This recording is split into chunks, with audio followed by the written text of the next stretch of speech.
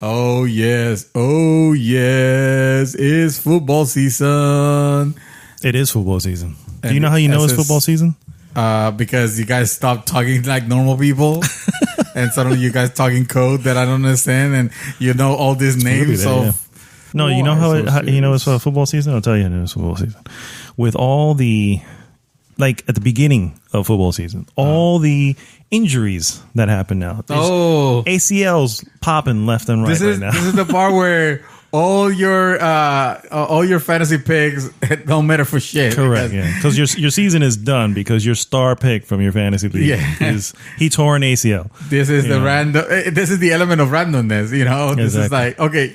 I make my scientifically selected players. And now let's just throw the dice to see who of them will be suffering injuries. It's kind of sad. Actually, if you just listen really carefully, you can almost hear an ACL pop just now. Oh, shit. That's what it is. I thought it was my game.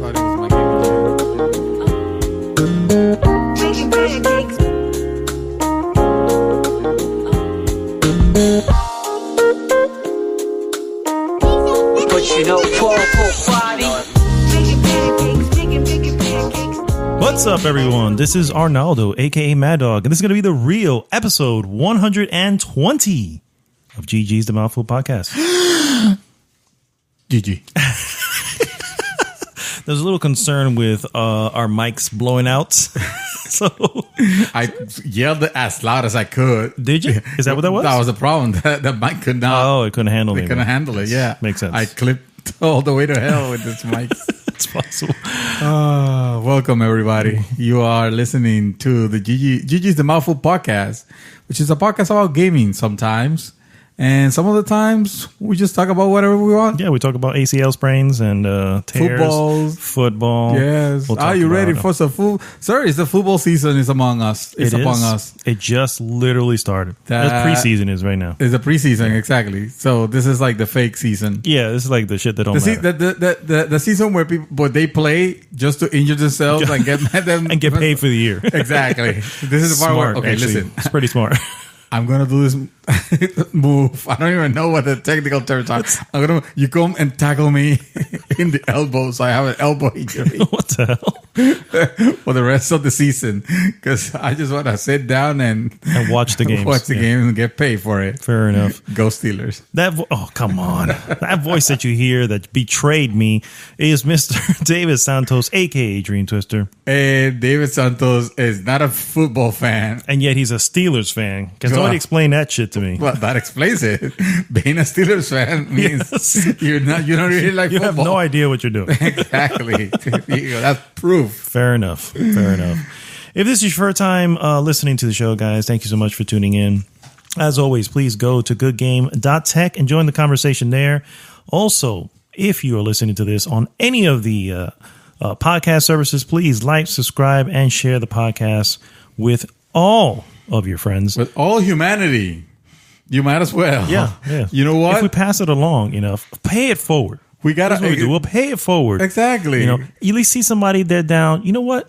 You know what you need? You need a little mouthful podcast. You need a little mouthful. Yeah. Let me say. And then they call the cops on you. Yeah. Sexual harassment charges. Exactly. Yeah. Yeah. You're probably right. Guys, don't do that. No. Not anymore. Let's start the show with what we always start the show with, and that is what have we been up to? Mr. David Santos, I'm going to start because that's just... I see what you did. I know. Thank you. First, I'm going to get this little bit out of the way. I didn't see any movies. But what? I know. Unheard of, right? Yeah. But my wife and I, it's football season. We got something to do with it, I'm sure. We fell down this rabbit hole of a show that we literally burned through 2 seasons over the weekend. Holy crap. Over the weekend? Over the weekend, yeah. Damn. It's a Netflix show. It's called The Crown. The Crown. And I'm not normally into these kind of shows. It is a drama series, and it's actually based on real life. The Crown is the story of Queen Elizabeth from the British Queen, and how she essentially became the queen. How she got her power. And it also has like a really interesting insight into how the British monarchy actually works. Because I have no idea. I was like, I know there's a king, there's a queen, but what does she actually do? Because I know there's a prime minister, and if he's the one running the government, then what the fuck is she doing? You know what I mean? Wearing a crown and just... The queen has enough power to be like, you know what? I don't want to do this shit. I'm just going to contract someone to do it for me. Smart.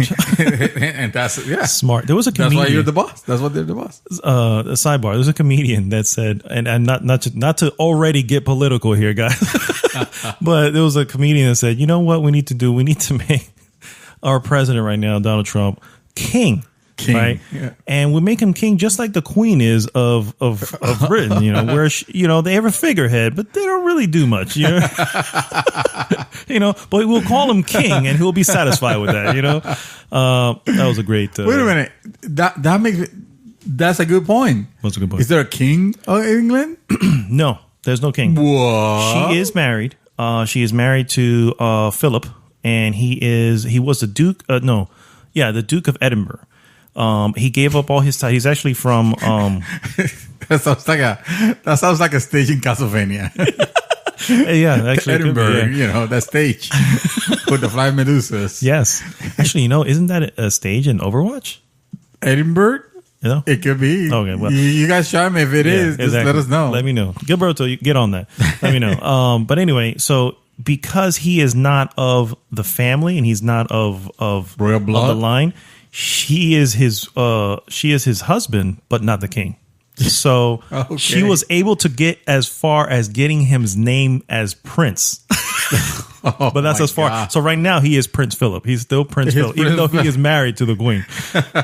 So that's some weirdness going on over there. Let me tell you, it's fascinating because it's one of those things where you realize no one really, really wants the crown, dude. It's one of those things you're like, yeah, I don't, because there is responsibility behind it, and she ended up getting it at a very young age. I think she was like 25 when she got the crown because her father died.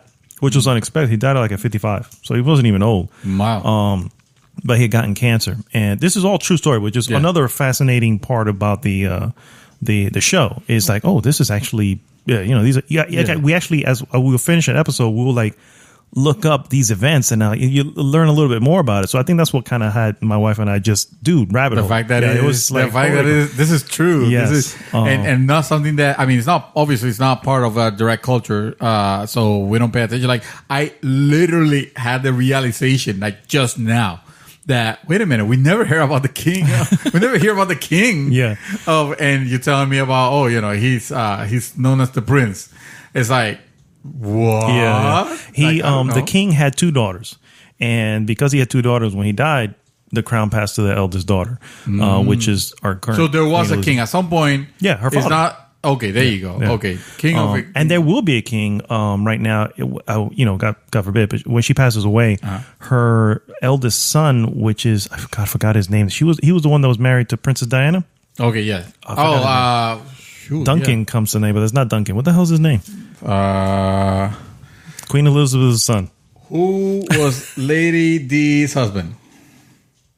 Let's see. Diana, Princess of Wales, was married to Charles. Charles, yes, thank you. Yeah. So Charles will become king when she passes away. Oh, okay, gotcha. However, because Princess Diana's passed away and the current woman that he's with, I believe, is divorced, she will not be queen. He will be king, and she will be whatever. Duchess of whatever. You know what I mean? So now there's another concept that I never understood. Mm-hmm. The Duchess part? The Duchess. Yeah, I have no idea. I have no idea what those things are. Welcome to the Royal Podcast. Yes, exactly. Welcome to Royal Podcast. It's Bob. It's really fascinating though. And anyway, so we got kind of lost down that. Like we did just now. Yeah, I can definitely recommend the show. I just don't know if it's for everybody. It is literally a drama series. Yeah. But it's also tense moments because you're like, fuck, because there's also political on top of that. So it's like, oh man, that she has to do this and she has to make it look good because that will win over these people. You know what I mean? That whole political whatever. And again, like I said, it starts off right now. She's young, so it's like she's just learning how to do these things. It's 2 seasons, and the next season is not going to be the same actress because they're jumping ahead in time to age her. So, and I guess they'll probably get to the point. So the series is presented in the form of an actual drama, not a documentary. Correct. Okay. Yeah. And a documentary. Yeah. It leaps to time because, and in one episode, you can go through 6 months or a year. Yeah. So it's constantly, it's a brisk movement, which again makes it easier to kind of get get lost in it because you're learning a lot as you go. Anyway, that's cool. It's a cool show. But I have played some stuff. There have been some stuff out, I believe. Yeah. I think so. Yeah. I was playing this game that perhaps you heard of. It's called Rise of the Tomb Raider.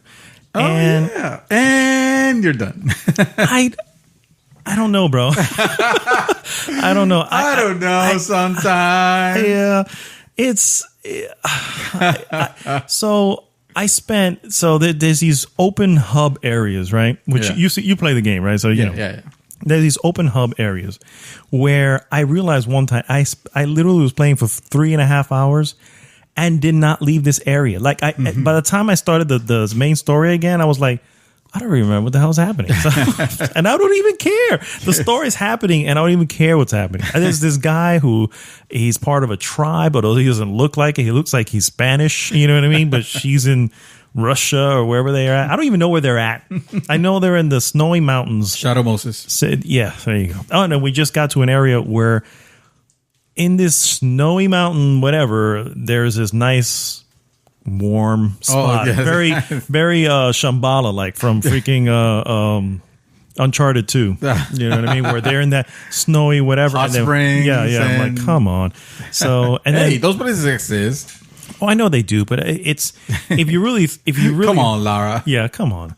Oh no, more like come on, Square. You couldn't do something else here, you know, or maybe it's Eidos. But anyway, I realized I'm playing it, and while the moment to moment gameplay was actually pretty good, and I was enjoying it, I didn't care. I didn't care what I was doing, and the gunplay also just doesn't feel 100% right. And I'm like, why is this not feeling right? There's something wrong. And I don't know. And it's bumming me out because Shadow of the Tomb Raider is right around the corner. Yep. And you know what the stupid thing said, like the early previews? Oh, it's more of the same. It's more I'm like, no. I'm like, so I'm a little bit depressed right now. I thought you would enjoy it a little bit more. I mean, don't get me wrong. I'm not in any way insinuating it's a bad game. I'm not in any way saying that. I'm just saying perhaps I want more. I want a story that engrosses me. You know what I mean? And this one is just not doing it, bro. It's not doing it.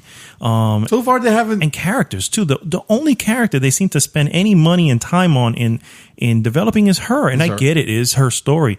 But she doesn't live in a vacuum, you know what I mean? There are other characters. The villain in this story, I don't even care. Apparently, they knew each other, and something's wrong with her. But I'm like, I don't care. She can fucking die. I don't care. You know, it's just I don't know, man. I gotta give you that. The story wasn't a strong point on it, and I don't know why, but for some reason they and I've enjoyed the all the previous Lara Croft games that have come out, including since the reboot and the reboot and then this one.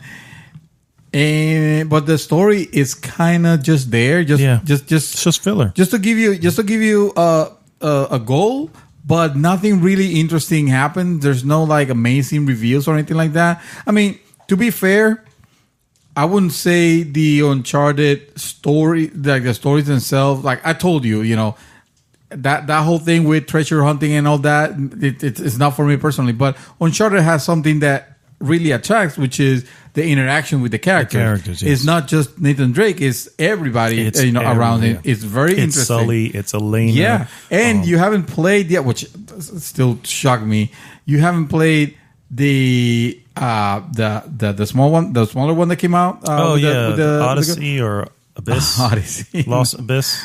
The Uncharted with the ladies. With Chloe and Nadine. Nadine and Chloe. Yes. That story is that one was cool. The story was interesting enough to continue it, but again, it's one of those games where the interaction between the characters just carries it all the way home. It's so fun. And that's the deal. I remember all the little pieces of like for instance, Uncharted 2, which I think we can all agree is probably one of the best ones, right? Yeah, or if not the best one. So I remember so many parts of that, game, and like the fact I just mentioned Shambhala, I know that's where he ended up in. The only real issue with that first one was the villain, the Russian general, whatever the hell he was, and then the whole weird boss fight at the end, and I was like, okay, I guess you have to have a boss fight, but that's none of that kind of there's just none of that there. No, now the gameplay, like I said, is still pretty awesome. Although, like I said, something's weird about the gunplay. One of the things I've noticed, she doesn't do the switching shoulders, the camera angle that switches shoulders, which I'm like, unless I'm missing it, I'm like, how do I switch shoulders? Because that's never been an issue for me on games. Really? So maybe that's why I'm noticing, but I can see it being important because sometimes you want to turn a corner and you don't have the optimal shoulder. Correct. And I'm sitting there, I'm pressing everything I can, but of course, usually at this point, I'm in a firefight. So I'm like, anyway, so honestly, I had to put it down. Regardless, I do intend to go back to it, and this is one of those things that's weird because I generally don't stop playing a game, to start another one. I will finish the game first, or at least get as far as I can to where I'm like, all right, I'm done. Yeah. You don't feel like you're done with this one yet. I don't feel like I'm done with it.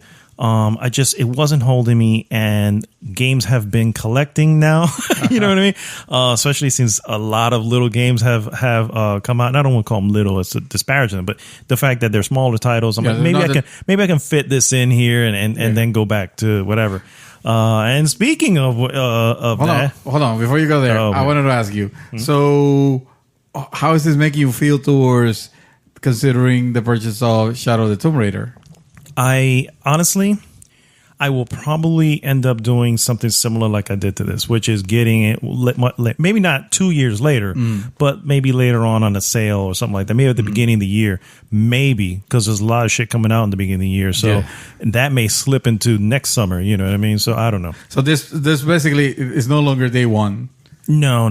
Yeah. And to be fair, I don't know if I would have solidified making Shadow of the Tomb Raider a day one purchase. But we were excited. I mean, you were excited. But I mean, I'm still excited. Don't get me wrong. I still liked it. I still recognize, and I knew, and I knew that's why I told you. You might get Tomb Raider fatigue. Remember we had that conversation? We'll have Tomb Raider fatigue by the time the second one comes if you're playing this one so close.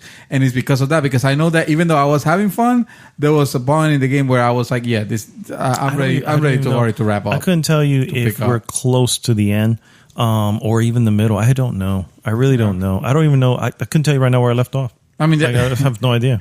The island gives you a pretty good, if you look at your map, because the thing is, it does explore the whole island, and it is. Well, it's not really an island, though. That's a weird thing. I'm like, it's like a peninsula. Yeah. It's like an area. Yeah. Let's say, you're right. It's not an island. It's like a peninsula. It's like an area, basically. An area, yeah. And but you explore you end up, which was surprising to me. You end up exploring the whole area, and you can backtrack and get. So it was fun enough for me to actually go backtrack and get, how you do the Metroid thing where you get gear and stuff that now lets you bypass, pass the areas that you couldn't before. Yeah, that you couldn't do before. Yeah. So it did, it did give me that to where, and I felt good about going back. I didn't 100% or anything like that, but I probably like 70% it or 80% it.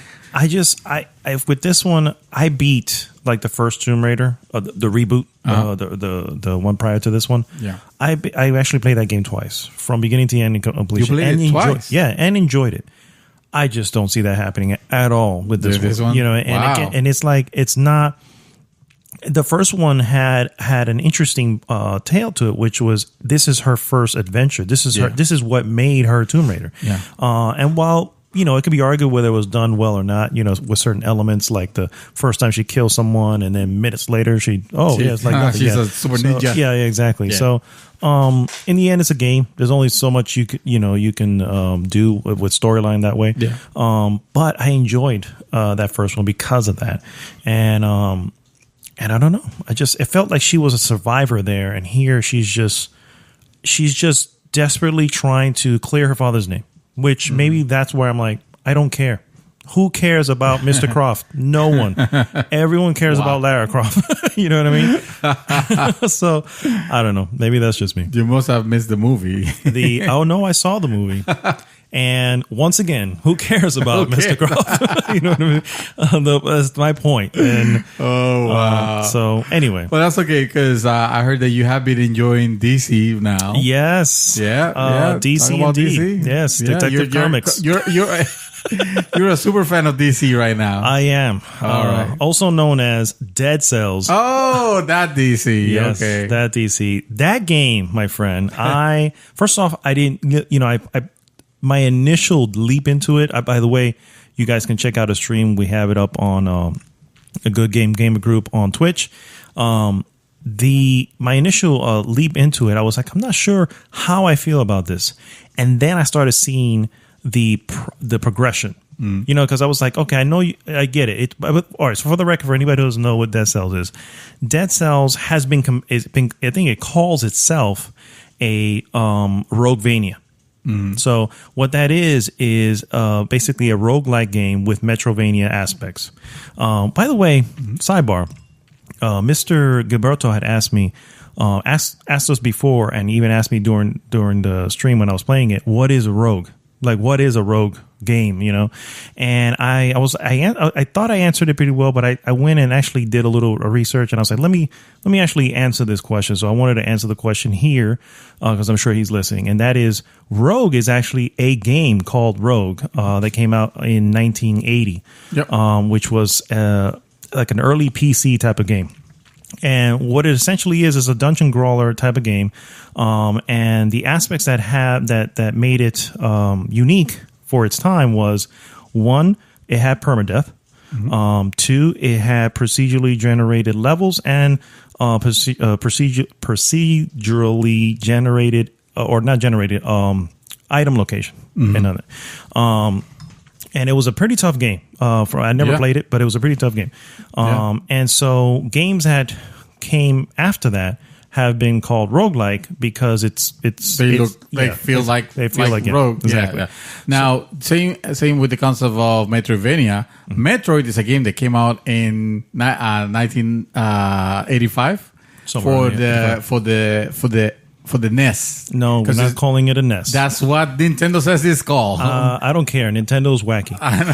Hey, I'm with you 100%, but I'm just using the politically correct Nintendo name. Entertainment System. The NES.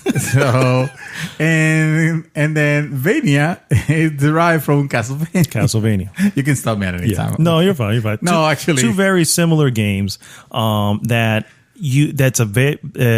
basically, the point of the game is exploration, but more importantly, as you explore, you will come across areas and stuff that you're unable to access, but throughout the game, it's designed in a certain way where you'll get power-ups or abilities that will be permanently a power-up for you for the rest of the game. So it's not something that's temporary. It's completely changes the game for you. I like permanent abilities.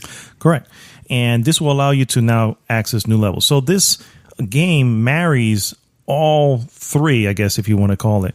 And on top of that, has a little bit. Now, a lot of people have been saying Dark Souls, but I probably think it's a little bit more Bloodborne in the sense that, the combat's faster, it's more fluid. There is a shield, but I feel the shield's useless. I don't use the shield at all. Actually, it is very useful. I'm sure it is. It's not my style of gameplay. Well, because in Bloodborne, the shield is kind of like a joke. It's not really meant to be used. You don't want to have that. But on this one, if you're good with the shield, you could kick ass because it's not the type of shield where you just have to time it, which I hate those because I hate anything that has where you have to time your block. Okay. You can actually you can keep it. As far as I know, I haven't found a shield that you can walk with. I could be wrong, but maybe those are the ones. But what I know is that it does have some cool abilities where you can actually stun the character. So if you're in the melee, like you could do some nice melee focused builds with the shield, and I've been trying to learn. It's just it's a little bit harder. Yeah, I have zero. For me personally, I love the bow and arrow. That's like my second choice. I don't like the whip. So for the record, there are in here in this Dead Cells, the game has power-ups that, or I should say, weapons that you can pick up there. These are the only thing that I don't like about the game is the fact that these are randomly generated, and while you have unlocked them, like so you can get them in the levels at any point, they're so random you may never see one. You may go 2 or 3 runs and never see that one bow that I fucking love, which shoots 2 arrows, and I just don't get it. There is a way to make it a little bit more permanent. Okay. By eliminating the. Go ahead. No. I don't. To be honest, I remember I played the alpha and the beta enough to get to that part. I don't remember exactly how it was, but I just wanted to. If there's some weapons that you like and then you lose them, don't worry. There will be. You said you might never see. You will. Probably, you definitely you probably will. But the more, here's what I did learn. So as you play the game, right? So all the stages are separated by 2 different areas of this tower that you're in, essentially. As you play the game, you'll play an entire area, and then once you traverse to the next area, there's a break in between where you can turn in these cells. Dead cells that you've been collecting from, the creatures you've been killing. These are what you put towards your abilities or weapons. Correct. And once you unlock those weapons, that it will permanently be available for you somewhere on the map at any point, randomly. Right. General abilities like your potions and stuff like that will be permanent. Like I got the potion, now I got the double potion, so I have two hits of it basically, and that's permanent. And those are potions to give your energy. Give you energy again if you're running low on energy. Correct, because very similar to Bloodborne in this case, you would need those potions throughout the gameplay. Those are your soul flasks, basically. Correct. Yeah, I absolutely dig this game. I cannot believe how much I love this game. I played this for the first time on Tuesday, right? And of course I streamed it. The next day I go to work and I'm just like, oh my God, I just want to go home. I just want to play some more Dead Cells. Dead Cells. Excuse me. Dead Cells. Close enough. Yeah, sure. I meant that. No. Dead Cells of the night. Yeah. And it's just so cool. The graphically, it's a pixel art game, and it is gorgeous pixel art. Actually, it's surprising because it looks pixel art, but they're actually 3D models. It's just meant to look it has that style. The style, yeah. But it does. I mean, it looks so good, and that's all I'm playing right now. And literally, this is why we were talking before. I was like, I couldn't even tell you where I left off with Lara Croft because I don't even care now. You know what I mean? I'm just like, I've moved on. Yeah. Sorry, Lara. You had my heart, but now this guy who has no head, he has my heart. He has no head. It's funny because one thing I'm really enjoying about this one is that I didn't know. They added, from the last time I played it, they added a lot of lore that was not there before. Yeah. Before it was very minimal. You talk to the collector, you talk to the one of the first characters that appear, and there wasn't a lot of it. Here, it looks like the last run that they did before releasing was pretty much okay. Now we put all the lore in. Yeah, they were holding that back until the last one. Yeah.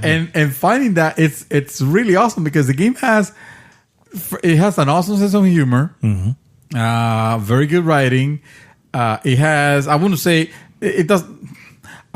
say great voice acting or anything like that because in reality it doesn't have voices. It just has that, I said, which I can't stand. I dig it. I definitely dig it. Some games do it very well. Celeste is one of the games that Celeste did do it well. Yeah, so I give it that much. Yeah, The Sims, they do it very well. I don't play The Sims, so I don't know. But actually, The Sims do it perfectly. Anyway, they even has actual songs from actual artists in those times. Anyway, so when I saw that, I was very impressed. This game has been getting very great reviews all across the board. I did not expect it to be, the level of a hit that it has become. I can see it selling very, very well. The developers already said that it is expected that the game is going to have, the game additional bosses. Yeah, they're going to have support. Yeah. It doesn't have microtransactions or God forbid loot boxes or any crap like that. So it's a pure game. It feels like a whole thing. But on top of that, if they release DLC for it, hell yeah, I'm gonna get DLC for it because it sounds awesome. I don't know if this is available on the consoles, but the PC has a feature where it integrates with Twitch very strongly to the point where was it? I'm trying to remember because I was reading on it, but basically it's almost like the Twitch could play this game or they can help you or something like something else online. Some assist, some sort of thing. Yeah. But actually, like you could be inputting commands and if you're a viewer, for example, you can be inputting the commands.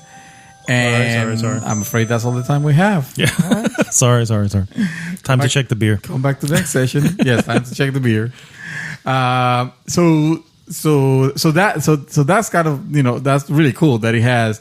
Is probably gonna end up having also mod support, which is something that even though I'm not a huge fan of mods myself, but I do appreciate the fact that they're there. That they do. And there are some cool things. Like somebody already modded and by the way, we need to have a discussion about this.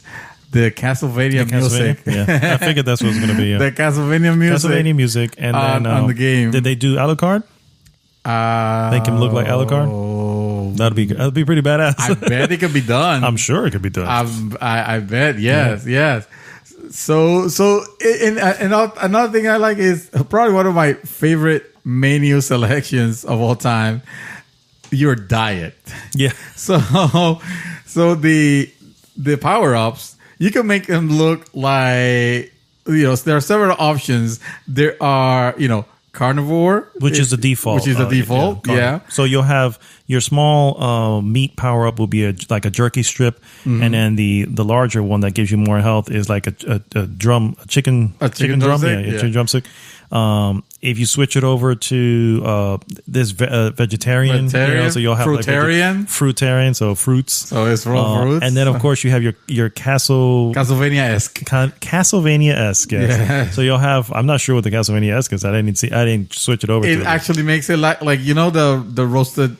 Turkey that appears whenever from behind the wall, or was it a roasted? Something like that. Something, yeah. It looks like that. Yeah. It makes it, which is it's cool touches. Yeah, which the developers were obviously having fun with. They're obviously the name of the developer, I want to make sure I give a shout out to them because apparently they've been in the industry now for 15 years. And they have made actually... I didn't know that they were making... I know it's called Twin Motion, I think. Motion Twin. Motion Twin. And they've done a few games maybe a lot of PC gamers will know about. Hammerfest, My Brute, Mush, Die Tonight, Alpha Bounce, excuse me. A lot of little games, and this is like their first major. None of them sound. This is like their first major release, and it's a small team. They're dedicated to keeping themselves small. There is no head of the team. Just like the character. You're right. It's weird how I don't know if this is any way sustainable, but the salaries are completely even. That's what I'm saying. There's no like CEO, whatever. Yeah. They are all even in the thing. So that's smart. I'm like, it's an interesting and a unique way of morale. So when you're working on it, you're putting your heart on it. Correct. Yeah. But yeah, so I cannot recommend that game more. That's what I'm playing when I get home. Yeah. just FYI. Which is, and that's all my life right there. All right. Well, I guess it's my turn. So I've also been playing Dead Cells. Really? No, I'm just kidding. You just said, yeah. Fuck that game! Oh, man. Here we go. God damn, I hate this game. Here we go. This game is... No, I'm completely... I know. It's not... not fuck that game, but that's what I say every time I get killed. Because... fuck that game. Because... But real quick question though. Does at any point you feel you died because of anything other than your error? No, yeah, definitely. Yeah. Okay. It's definitely because I got cocky, and I do the same thing. Yeah, I'm always like, I can take these guys out, and then they fucking swarm me somehow. I'm like, fuck. I tell you what it is. And this is first. Okay, so before that, impressions are great. Obviously, I can't say good things. Enough good things about it. Like I mentioned, it's a game that I've been playing since alpha, and it was that good. Like you could see that it was something special. So yeah, you could see. Definitely. And I think I got it from. I want to say it was a posting on the NeoGAF. I want to say it might have been, which someone mentioned how good it was, and then I saw it and it was like $10 or something like that. I was like, okay, sure, I can jump in to it and try it. And it was always very fun, but because it was incomplete, I didn't want to like get myself too deep into it. So I will leave it and then I will go back just because I remember, man, this game feels. The control is amazing. Yeah, the control is super super sharp. Every movement, I fly through levels now. Yeah, I literally fly through. I feel so. This is one of those like badass moments where you're like, I'm taking people out. I'm shooting them arrows here. I'll drop a turret, you know what I mean? And it's taking care of them while I'm taking care of somebody else here. And then boom, I'm gone. It's one of those games that if makes you, those games that take you to the zen. When it takes you to the zen of game where you're not thinking of what you're doing, you're just doing it. Correct. And you're plugged into the matrix. Yes, exactly. When you're plugged into the matrix, it's very easy for that. And it gives you incentive to play like that.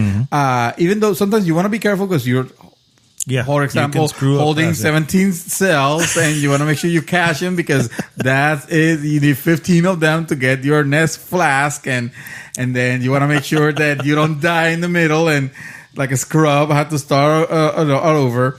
Did you get to the first boss? But you beat him? Not the first time. No. Yeah, that was one of the first one that I got a little like, I can just power kill. I can just power hit him until I beat him. And the second time it almost felt like that. It was like, oh shit, he has little life. There was no strategy yet. The second time it was like either him or me. So I was just praying that, because in the meantime, while he's attacking you, he's spawning smaller enemies that are equally as fucking annoying. Yeah, annoying. So messed me up real bad. But. What was to say? The gameplay is very good. The controls are very very tight.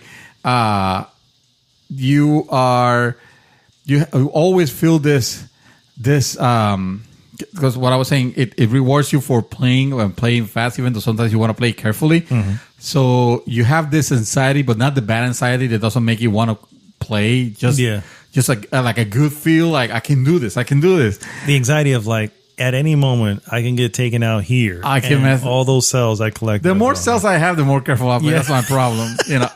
When I'm starting, I'm not even thinking, and those are my best runs. When you're not thinking, when I'm not thinking, when it's like I have 3 cells, who cares? I'll just and I haven't been able to do this yet, but there are certain areas in the game where there's a door that is timed, and the faster, so it kind of incentivizes you to get there quickly, even though you really don't know if you're gonna get there. I mean, because you don't know where the door is. Because remember, everything's procedurally generated, so you're playing fast, but at the same time, you're hoping that, well, I hope I can find a door that is open. Yeah, because every time I've gone to the freaking door, it'll say, I've given up. I've given up to those time doors.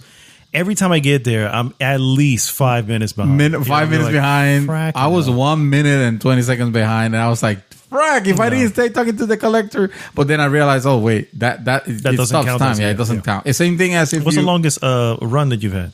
The longest, I haven't paid attention to the clock. Every time you go to the new stage, it'll give you your time. I'm probably not paying attention, but it's one of those games that I'm gonna want to. Yeah, it's pretty cool. It's pretty cool. I'm not gonna lie, man. It's Surprisingly great. It's definitely on Game of the Year I agree. talks. I agree. It's definitely right next there. to Celeste, and yes, right next to God of War. God of War, it's definitely there. No, my list so far somewhere. So that level of interaction is really good. It's really good. It's it's a purist game. Yeah. Which we don't have. I don't feel like we don't have anymore because most of the games are trying to play you for microtransactions and loot boxes and DLC they're just bullcrap. like cinematic games. Oh, they're exactly. So yeah, no, this game, it gives you the impression that it's very easy, but it could get incredibly hard. Yeah. Quick. Well, I wouldn't say incredibly hard because, like I said, most of the time, if you mess up, it's your fault. So it's kind of smart hard. Smart difficult. So I'm gonna. I don't know the name of it. I ran into a boss, much later. So I had a long run, and I was just over 30 minutes. Wow. Where it was just like, oh man, I'm doing all right here, you know. Yeah. And I was taking my time, to be fair. So it wasn't like I was fucking speeding through it, but I wanted to see how far I can get. And I got to this like major boss, dude. That fucker right there. You want to talk about hard? Wait till you get to that, dude. Oh, I'm like, whoa. And I'm sure there's a way. I'm sure there's a strategy. There's always a strategy. Yeah. You know what I mean? I just don't know what it is, and I can't wait to go. I can't wait to go challenge him again, dude. I'm just like, this is exactly what I want. It's out of this thing where game. You almost there's a part of you that almost wishes that it wasn't gonna take you all the way to the beginning when you die. Now, in all fairness. The game doesn't make you feel like your last run was in vain. Like you got nothing. Yeah. You're constantly getting stuff out of each run. Correct. Yeah. And whether it's a little bit more cells towards your next upgrade, or maybe you discover a weapon, so therefore now that weapon will become available sometime next time. Get like a blueprint of a weapon. A blueprint, stuff like that. Yes. So it's just that. To me, and this is just me, this is the reason why I cannot play this game more than probably like 2 runs in a night. Really? And then I have to stop, and then I might pick it up later that night if I'm still playing. Play a couple more runs. Yeah. I cannot just continue because it gets aggravating. It gets aggravating to. I think I texted you. Yeah. Last time because I know it's good. It's a good treadmill, but whenever you get killed on that and you lost. That amount of cells, and that you're starting back with 0 and with your beginning weapon, which is not like a crap weapon in any form. To be fair, I generally leave that. Like I rarely switch to another sword. Well, I like to experiment because I have experimented, but I have done many runs. I was playing like the other night, probably for like 4 hours straight, and then the following night for another 3. Yeah, maybe I think it was 3. I don't know. I was playing for a little bit, and dude, it was runs. You know what I mean? Yeah. It was like I was just going at it. So I've tried a few, and I just don't. There's a couple that I'm like, oof, I don't. And I unlocked, which pisses me off. Like I unlocked it with the freaking blueprint, and now I'm like, can I take that back? Just take it off the list. I don't even want that shit. I have a question about blueprints. So first of all, the game? I feel like it doesn't give you feedback of who are you turning the blueprints? The blueprints. We're turning it to the collectors. Correct. To the collector. The same person you give the cells. The same person, right? But you don't select it, and it does it automatically. The moment you talk to him, you'll see a new bar pop up with a new item. Those are the ones you've collected. Those are the blueprints you just collected. I see. Okay. Yeah. All right. And blueprints are for it to show again?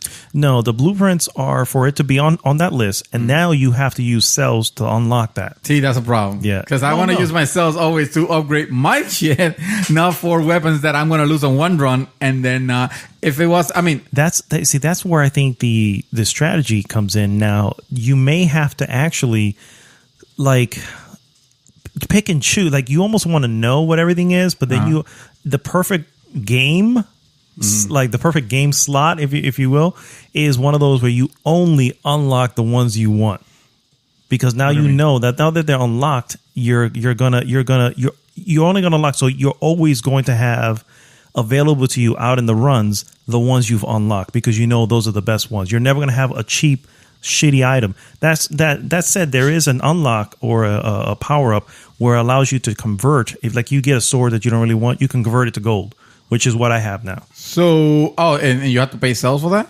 No. Oh, you have to pay sales for that ability, but once you have that ability, it converts it to gold. Okay, so I have a question because I'm not understanding very well. I know when you get a blueprint, that opens the ability for that weapon to appear in the world. No? It opens the ability for you to now put cells to have the ability to have that weapon appear in the world. If you never put cells to it, it will never appear out in the world. Okay, gotcha. Okay, so I'm on. Okay, so you're not buying the flaming sword, for Correct. example. You're buying the opportunity for that flaming sword to appear. Correct. Out in the wild. Because otherwise, it either never appear or it'll be harder to appear. It will never appear. If you never put any cells to it, you will never find it out in the map. So, in other words, you only want to put cells on the weapons that you're interested in. Correct. Because you don't want to dilute. Exactly. Suddenly. There is an ability that you can unlock by putting cells to it, which is randomly start with any sword that you want. I remember that, yeah. I'm not getting that because I don't want to start with a sword I don't want. So I will leave that one blank always. You know I thought that... Well, actually, now we're turning this into the Dead Cell. Yeah. This is the Dead Cell podcast, guys. So let's just say, as you can see from this example, it's an intricate game. It is an intricate game. It has a lot of mysteries and mystique. And I think I saw something, but I might have mislooked. I might have not looked at this correctly. But I think I saw something. I might just be misreading. I don't even know if I should mention it or not. Go ahead. What else? It was little, but it looked like a Metroid. Oh, a Metroid. Oh, but it could be. Okay. I mean, it could be. I might have not looked at this correctly. Yeah. It might be nothing. So, but if That'd it is what cool. I think it is, then I think that'll be a cool homage. Maybe. It would be. Yeah. I don't know how Nintendo will feel about that. I don't know how they would feel about it. I mean, they can discolor it in any way that they want and call it something else. No, or not call it anything. Or just, or maybe that's why it appeared. Yeah. I didn't just see it. Like, it's possible. I know that they use. I mean, hey, they don't say Castlevania looking. They say Castlevania-esque. Yeah. So maybe this is Metroid-esque. Yeah, exactly. An actual Metroid. Anyway, yeah, you guys, if you have any doubt, I know. Stop put doubting. Down your Fortnite. And get this game and know what a pure game is. Yes, agreed. Because this game is definitely worth its money. It's money. It's only $20 new. It's $20. Yeah, and it's available everywhere, right? Everywhere, yeah. Switch, it's on Switch. Has it. Yeah. I have it on PC. You have it on PS4. How does it run? Runs perfectly. Yeah. So that is my game. Well. That's not entirely true. Okay, I would say so. This week, this was before that's was 1.0, and I started playing that. I was desperately looking for something to hold my interest because I was noticing like games I will start playing. I will play for a little bit, and it was cool. Yes, to say, hey, yeah, I played this and give my impressions on the podcast, and then. Not touch it, and I haven't touched Octopath Traveler in a while. And I know that's one game that I kind of want. It's like your Tomb Raider right now. You don't feel like you're done with. Yeah, you'll go back to it, but it's not really holding my interest enough right now to where I have to press on it. So I started seeing news and information about. The World of Warcraft next expansion, World of Warcraft. I don't even know what the damn something expansion Azeroth is called. Or something like that. Kingdoms of Azalor. Kingdoms of Amalur. I'll tell you what it's called right now. Battle for Azeroth. Azeroth. Yeah. Which is a really cool idea because it's taking you back to what World of Warcraft should have been about, or should always focus on, which is, is this battle of the Horde versus the Alliance, or the Alliance versus the Horde. It is a very intricate lore. If there's something that they know how to do great, Blizzard, and this is Blizzard, of course. So you know the level of expertise what they have in the writing is is the lore of World of Warcraft. It could write some really interesting books. Nowadays, I wouldn't say the same about the game itself because, hey, I realize the game is, for WoW fans, this game is gold. This game is gold. So I tried to get back on it, and I made a character. I made an undead monk. I took it to level 29 before I started like questioning myself. Like, what am I doing with my life? What are you doing, David? What World of Warcraft? Really? Have we sung this? And That's again, hilarious. it's not a hate towards World of Warcraft or anything like that. Because I was actually posting on the groups like, hey, does anybody want to join me? Maybe some World of Warcraft. Here you go. But the more I played, the more I realized they just have been much better MMOs out there right now. They have failed. Some MMOs that have come and gone and failed, and for whatever reason, maybe their lore wasn't as strong as World of Warcraft lore, because again, it gives you an amazing story and the quest and the reasons for your quest are amazing. The problem is that the game still play like a 2004 game. Like it's still the press one button and wait for your cooldown and select this now and select this now. So it's boring. On top of that, they have made it. I don't want to sound negative on this, but they have made it. They have simplified some stuff to the point where you're not even having to think of, how am I going to spec my character anymore? Optimize? Optimize, yeah. There's no level trees or anything like that. Spec trees. You kind of get your powers as you level up, and then you can make some selections, but they're not permanent. You don't have to worry about am I gonna get stuck here with this? Am I gonna have to pay like whatever amount of gold to respec or whatever? You don't have to. They take the worry of that out. And it feels like there was a lot of decisions that were made to please the mainstream, and because of that, the game it's a little oversimplified. Suffers a little bit. Yeah, it does suffer a little bit. It's still, if you're starting from the beginning, it's still the same Trojan thing that it was. Almost 20 years ago. 20 years ago. No, not literally, but 2004. Do the math. So I had to. The graphics haven't improved. Of all the things, that's one of the things that amazes me and shocks me the most is the fact that they have had time to change this, and I realize this will become a huge ordeal. Might as well just create World of Warcraft 2, right?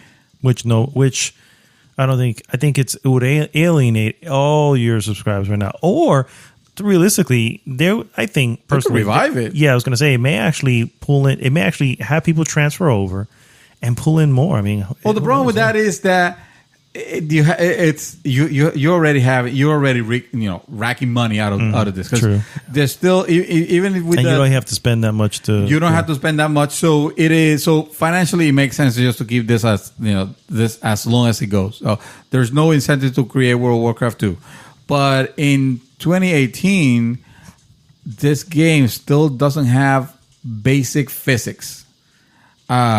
So. And the animations are almost the same animations that they were, back in the day.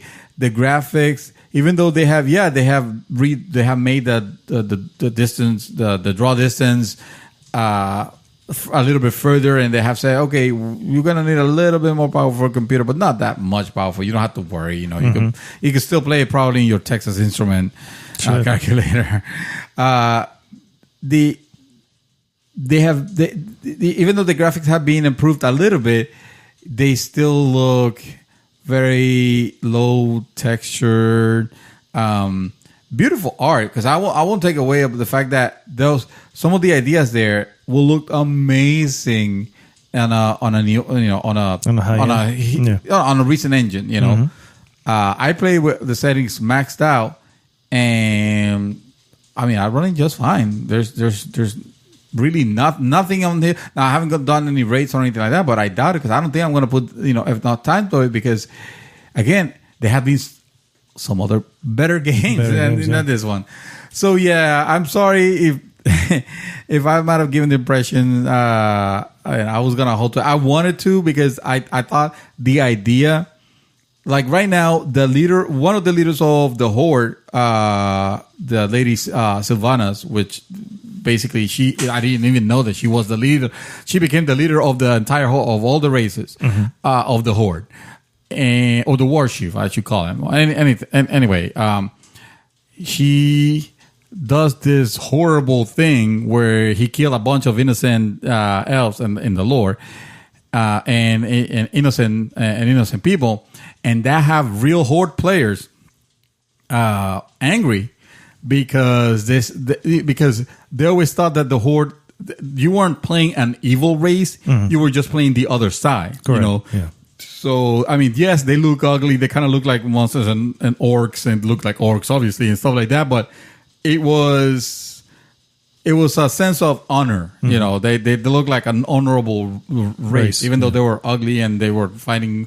The beautiful alliance people and the beautiful elves and the beautiful whatevers, but having this character do that cemented the Horde as, okay, so I guess we are evil. I guess we are. It's basically like saying, oh, we're playing the terrorist. We're playing the actual terrorist. And you didn't know that's what you were playing. You didn't, and I didn't know. So a lot of people are super angry. Yeah, I can imagine. So, but it turns out that's all setting the stage for what's going to happen. And what appears that is going to happen is that they're actually kind of preparing this troll character from the Horde, that he's not on the cinematic. By the way, you got to watch the cinematic. Even if you're not a fan of World of Warcraft, you will definitely appreciate the artistry on it. It is gorgeous and it is beautiful. Yeah, it is amazing. But he's kind of like scared. He's like, this is my first battle. I don't know what to do. This and that. If I'm gonna die, I want to die with honor. And he's telling this other, more grizzled orc, and he's like, there's no honor anymore. He's like, and he's taking his pauldrons off as he's talking, and he looks like he's just gonna like walk to the Alliance encampment, which is coming in. You can see him. You can see him in the distance. Preparing. And you almost think like, okay, so he's giving up. Anyway, a series of beautiful things happen on that. I'm not gonna spoil the cinematic. You gotta watch it. But just the fact that the character, the orc character on that cinematic was taking his pauldrons off, has created a movement in the game. Well, all the Horde characters are doing the same. They're just showing themselves, in all the gear that they have collected, except they're taking out the pauldrons and not wearing them, which is it's kind of silly, but also it's cool. Kind of awesome. Yeah, it's kind of awesome the fact that it's stuff that you can only say that happens on MMO, and only someone who's involved in that world can witness and go, "This is pretty cool." And again, you get hyped when you or I got hyped because of those cinematics. They take you. They're amazingly done. Blizzard can do amazing CGI. But then you go into the actual world. Like I showed my wife the cinematic. We saw both cinematics. She was actually interested. She was asking me questions. And then I put the games to her, and she was like, "This doesn't look like that at all." And I'm like, "Well, no, this is a game that came out some years ago." And so it's a shame. So that's to say, I'm sorry. I probably won't be getting the expansion. I probably won't be playing. I did spend $15 for the 30 days, but I did not do the subscription because I sort of knew. I kind of wanted to dip my toes to see if anything has changed, and I'm satisfied. I know that probably not a whole lot for me. Obviously, other people, fans of World of Warcraft will appreciate this and will love it and will eat it up. But I mean, in a post Final Fantasy 14, not even Final Fantasy 11 when it came out, you know, and I heard even the Elder Scrolls Online is really good right now. That game did not have a very good beginning, but now it's sort of amazing, I guess. So yeah. That is that is my confession. I played World of Warcraft, and I'm probably gonna leave it at that. I did watch a movie, but I realized this is running into an hour already. Just our first segment, so I'm just gonna say I watched the Equalizer 2. Yeah. You can pretty okay. Mediocre. Pretty mediocre, I would say. Oh, okay. I mean. Not a bad movie or anything like that. Problem we have with a movie is that it is your typical. It's almost like a retread of the first one. Yeah. You know, in a way, and unlike a movie, these sequels like this to Equalizer was a good movie. It wasn't a great movie. It was a good movie. It was a good movie. Yeah. When you see sequels to these, they usually have a lower budget. Yes. Probably have a different writer who's cheaper. Yeah. It's literally a cash grab. It's like, listen, we're not going to see the money that we saw on the first one, but there was interest. We'll get some people. And that's exactly what this is. That's what it felt. Which is why unfortunately, I had people who go, oh, look, they have an Equalizer. I'm like, don't get excited, because I can tell you right now, it's not going to be what what the first one was. And again, the first one was just good. You know what I mean? So it was just a good popcorn flick. Same thing with this one. You can just wait for it, and you won't be able to movie pass it, because I attempted to movie pass and I got denied, even though I went on a Monday at 8 p.m. and supposedly that was rush hour, even though there was not a lot of people in the movie theater. So I was like, to hell with movie pass, and I canceled them. Yeah, my wife canceled them too. Yeah, I canceled them too. So yeah. I'll give it a wait for it to be on the video services on channel the 11. On channel 11. There you go. And that's all I'll be doing.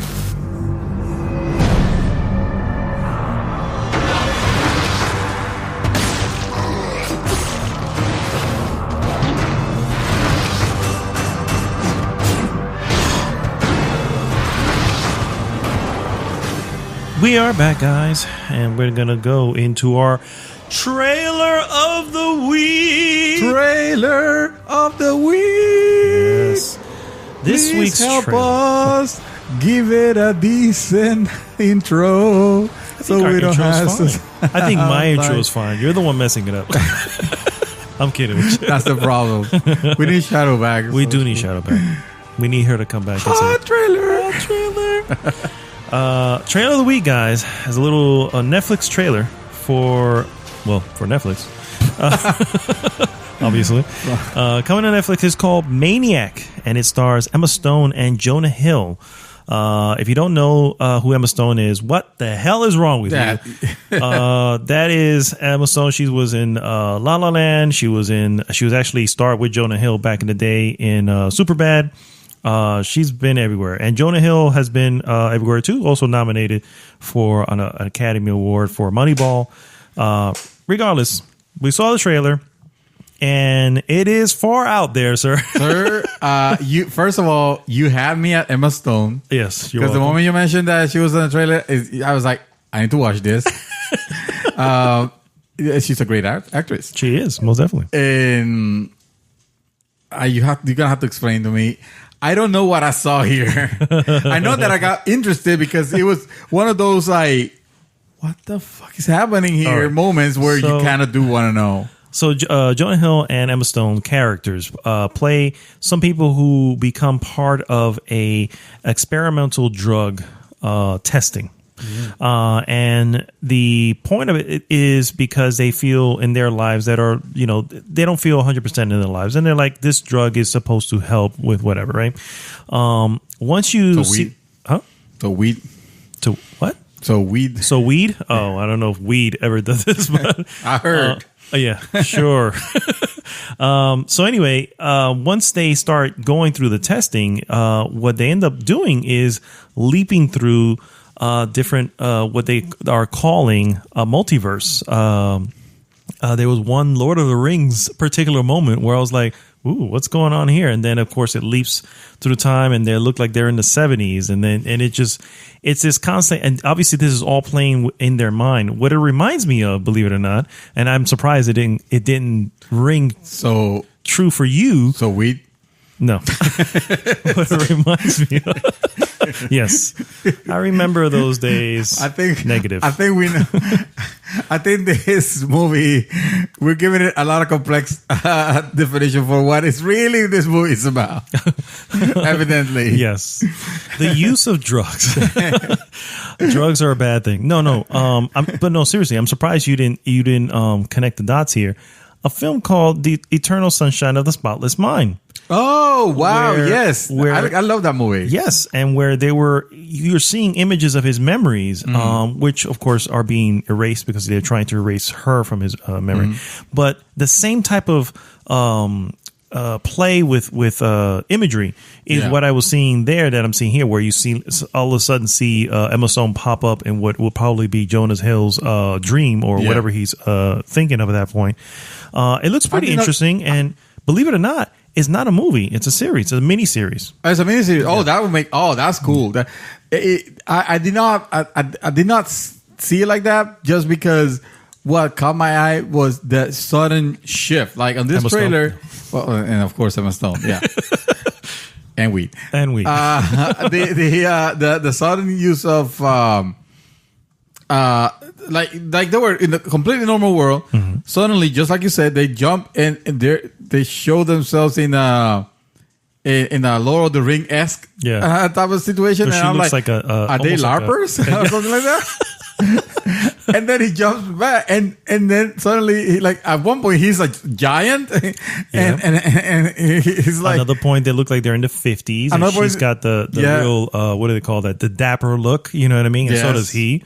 But yeah, obviously, there's a connection between the two, which is hinted in the trailer, where they're like, I keep trying to pull them apart, but they keep suddenly finding themselves together in their dreams, or in wherever their mind is at that moment. So it looks pretty fascinating to me. Those are the scientists, the main scientist director, I guess, whatever you want to call it. It kind of reminded me about of one of the characters from Kids in the Hall, I guess, or something like that. It was almost a caricature, honestly. The way he looked, the way he talked on this trailer. I mean, of course, this is just a trailer. You can't get much. It could probably be. It looked kind of silly, and it looked kind of not low. I mean, lower budget, I would say. It definitely a series. Yeah, it's. Well, I mean, it's Netflix. It's definitely a series. Yeah. That said, I mean, the sets look, if they're on set, they look pretty well. Yeah. They have little moments of use of CG, but it's very, very, very light. Nothing big. I will point back to Eternal Sunshine of the Spotless Mind, and I will point out that very little CG was used in that film. And if you really look at some of the stuff, you go, man, how the hell did they do this with practical effects? Which is what made Eternal Sunshine, I think, personally, an amazing visual film when it came to that. But yeah, so that's our trailer of the week. We got trailer of the week, and we're sticking to it. Yeah. We were deliberating what we wanted to make our trailer of the week this week, because there was not a lot of movies, and there wasn't a lot of movies, no. Yeah. But I did tag this one early in the week, and I was like, this is interesting. This one's definitely interesting. He piqued my interest, I'll tell you that, which is, well, what trailers are supposed to do. It will premiere on Netflix September 15th, so just over a month away. Yes. So, guys, I just want to get this part of news out of the way. This is some, unfortunately, news that we found out this week, and we don't want to bring the show down completely, but we need to mention. Well, yeah, we have to talk about it.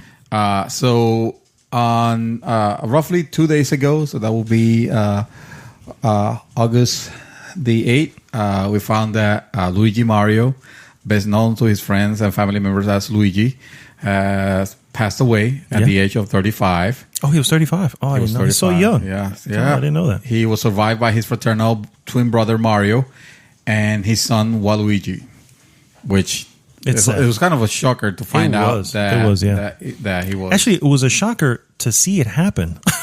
To see it, I mean, I don't mean to laugh, poor guy, but to see, it was actually it was captured actually. Yeah. So yes, there's viral film. So out you there, guys, know, and we appreciate actually the work done by Luigi Mario. I'm sorry. Oh, I'm sorry. We appreciate the work that was done by Kotaku. Let's say he was born and raised in Flatbush, Brooklyn. Luigi has worked as a plumber, as a tennis player, a ghost hunter, a doctor, a golfer, a martial artist, a basketball player, and a race car driver. He was taller than his brother, yet he often lived in Mario's shadow. A heartbreaking irony that will haunt Luigi for the eternity of his short life. Although Luigi was often called a coward, his accomplishments were so vast that the world celebrated his 30th birthday, declaring 2013 the year of Luigi, a time of joy, of honor, and world peace. Also, one of Nintendo's worst years, fiscal years of their lifetime. But it was the bright spot of that year. Yeah, definitely. Now, following the following year, Luigi showed his darker side of him as he grew angry and vengeful, becoming best known for his horrible stare. The stare of Luigi. Oh yeah, it was scary. It was scary. Yeah. Yes. Friends and family members point out that he had never quite recovered from the year of Luigi, which he viewed as the peak of his career. So, to give you more perspective on what really happened, Luigi's life was tragically cut that morning of August the 8th, while he was exploring the haunted castle, the castle of Dracula. Mm-hmm. I believe this is located in, I want to say Pennsylvania, but I think it's pronounced Transylvania. Transylvania? Transylvania, yes. It's not in Castlevania? Maybe it is. No, I think maybe it's Castlevania. Castlevania is a district of Transylvania in Pennsylvania. Gotcha. Correct. Yes. Thank you. So near the Amish. I'm sorry, guys. It's a tragedy. It's a tragedy, and we want to have a moment of silence. So what really happened was that Death himself basically struck him. Yeah. And taking his soul, or separating his soul from his body. Mm-hmm. So we don't know what happens to video game characters when they die. They usually revive. They have extra lives. If they have extra lives, yeah. Yeah, I think on this one it didn't look like it because there was some sightings of him as a ghost. Yes, as a ghost. Oh, okay. Although I hope that they're not joking, and this is not, because this will be in bad taste, because this is a moment. So, guys, I just wanted to have a moment of silence for fallen brethren, Luigi Mario, whose life was cut short. And we're back. And on the bright side, evidently, there are some new characters for Super Smash Brothers. Yes, actually, Ultimate, which, as you guys know, is I've been very excited about this title coming to what they keep adding more characters to what's already a ridiculous roster. I think it's and they're over 30 now, aren't they? Oh, they're more. Yeah. We can double check, but I know there's like 100 and something stages. Mm-hmm. And I want to say 103 stages. That sounds like the number I heard. Yeah. There are characters where if you were to include, I mean, they threw some numbers in. It was ridiculous. Like, I've never seen a fighting game with more more content than this.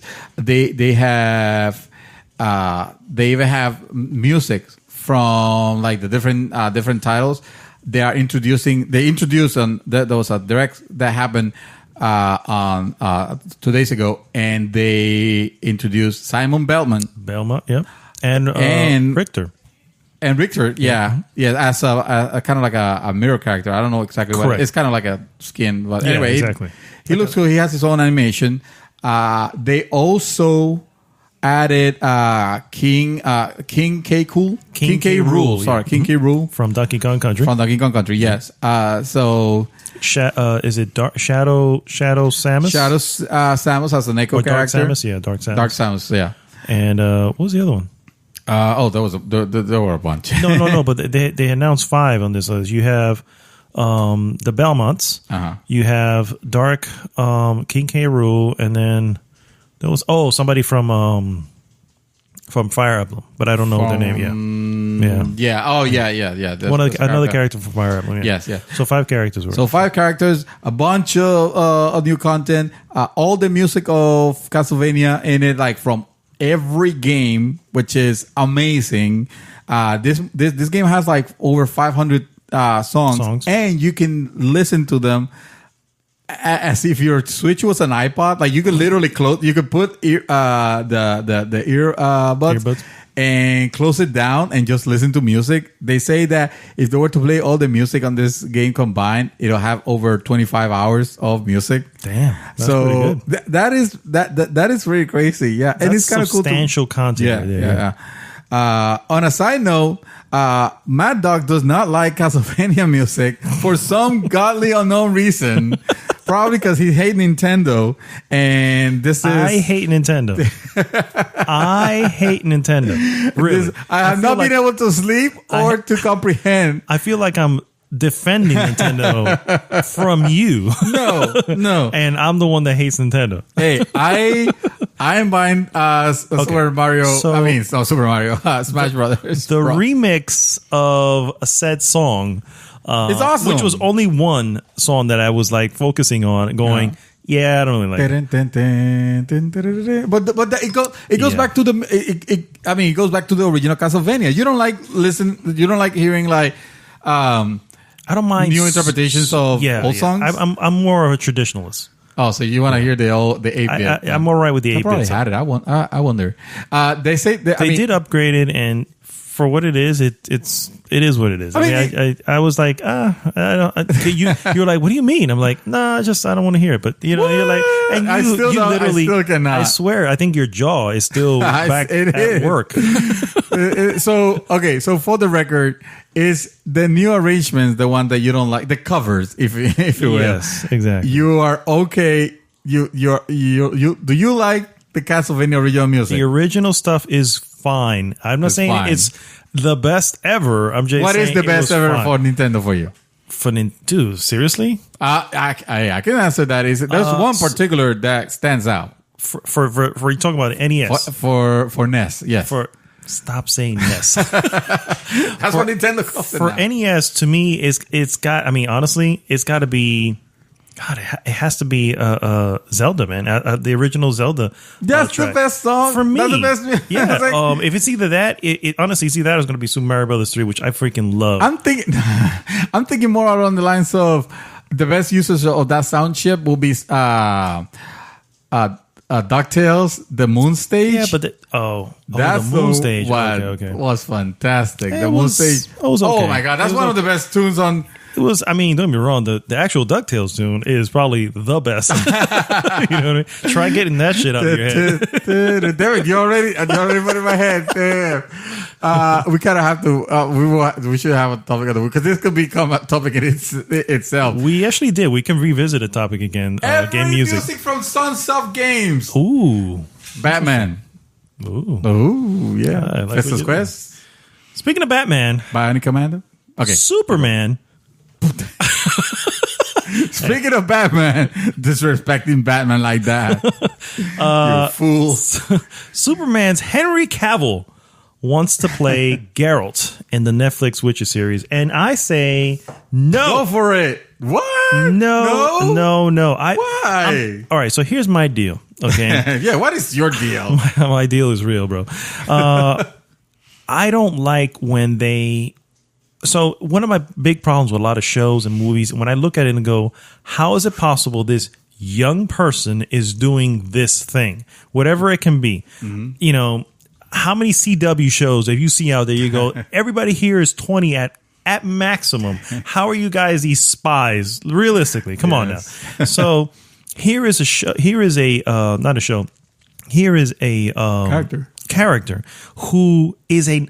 I don't want to say he's old, but he's a grizzled, seasoned, grizzled character. Yeah. And it's like you have to have someone who can portray that. Clint Eastwood back in his day. Actually, if he was younger, well, not young, but younger, hell yeah. Easily. Damn, that actually worked really good. I'm not gonna lie. See? Does he have a son? Anyway, he's probably 20 though. Yeah, exactly. Anyway, so and this is not a knock on Henry Cavill or himself, his acting or anything like that. He just doesn't have. It will require too much makeup and all this stuff just to get the look. And frankly, just put I'm against it. Just digitally add a mustache. And yes, because that fucking worked well for us. That movie that I'm not going to talk about right now, Justice League. Boo. Oh, boo! Yes. So yes, unfortunately, he's out there. He wants to do it, and I want everybody to sign this petition that I have going on to keep him away from it. I was gonna go with something about speaking of mustaches, but I kind of don't want to now. Okay. So Germany removes the blanket ban that they have on Nazi imagery on games. So if you guys didn't know, it is, or I don't know, maybe it's no longer going to be the case, but until recently, let's say, it was illegal to display Nazi paraphernalia. Mm-hmm. So swastikas, even the Adolf Hitler's mustache. Anything that can be connected to that. I mean, that's a dark history for Germany and its people. Yeah. If they were. They were a big no. If you, I don't know. I mean, not to sidetrack here, but if you don't know what happened to Germany after World War II, like when it was over and what was Germany left with, look it up. It's pretty sad. I mean, don't get me wrong. I mean, the Nazis are the Nazis, but the people there weren't all Nazis. You know what I mean? Right. And the people that were left to deal with it, let me tell you, they don't ever want to go through that shit. No. You know what I mean?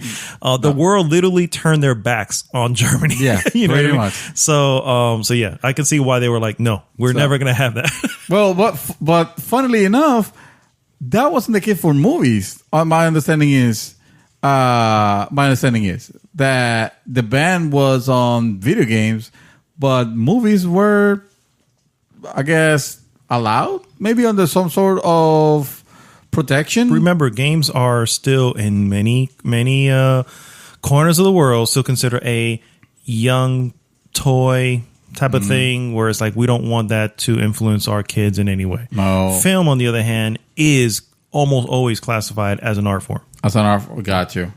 So, well, anyway, that's no longer gonna be the case forward. Now that German authorities have lifted the blanket ban on Nazi imagery in video games.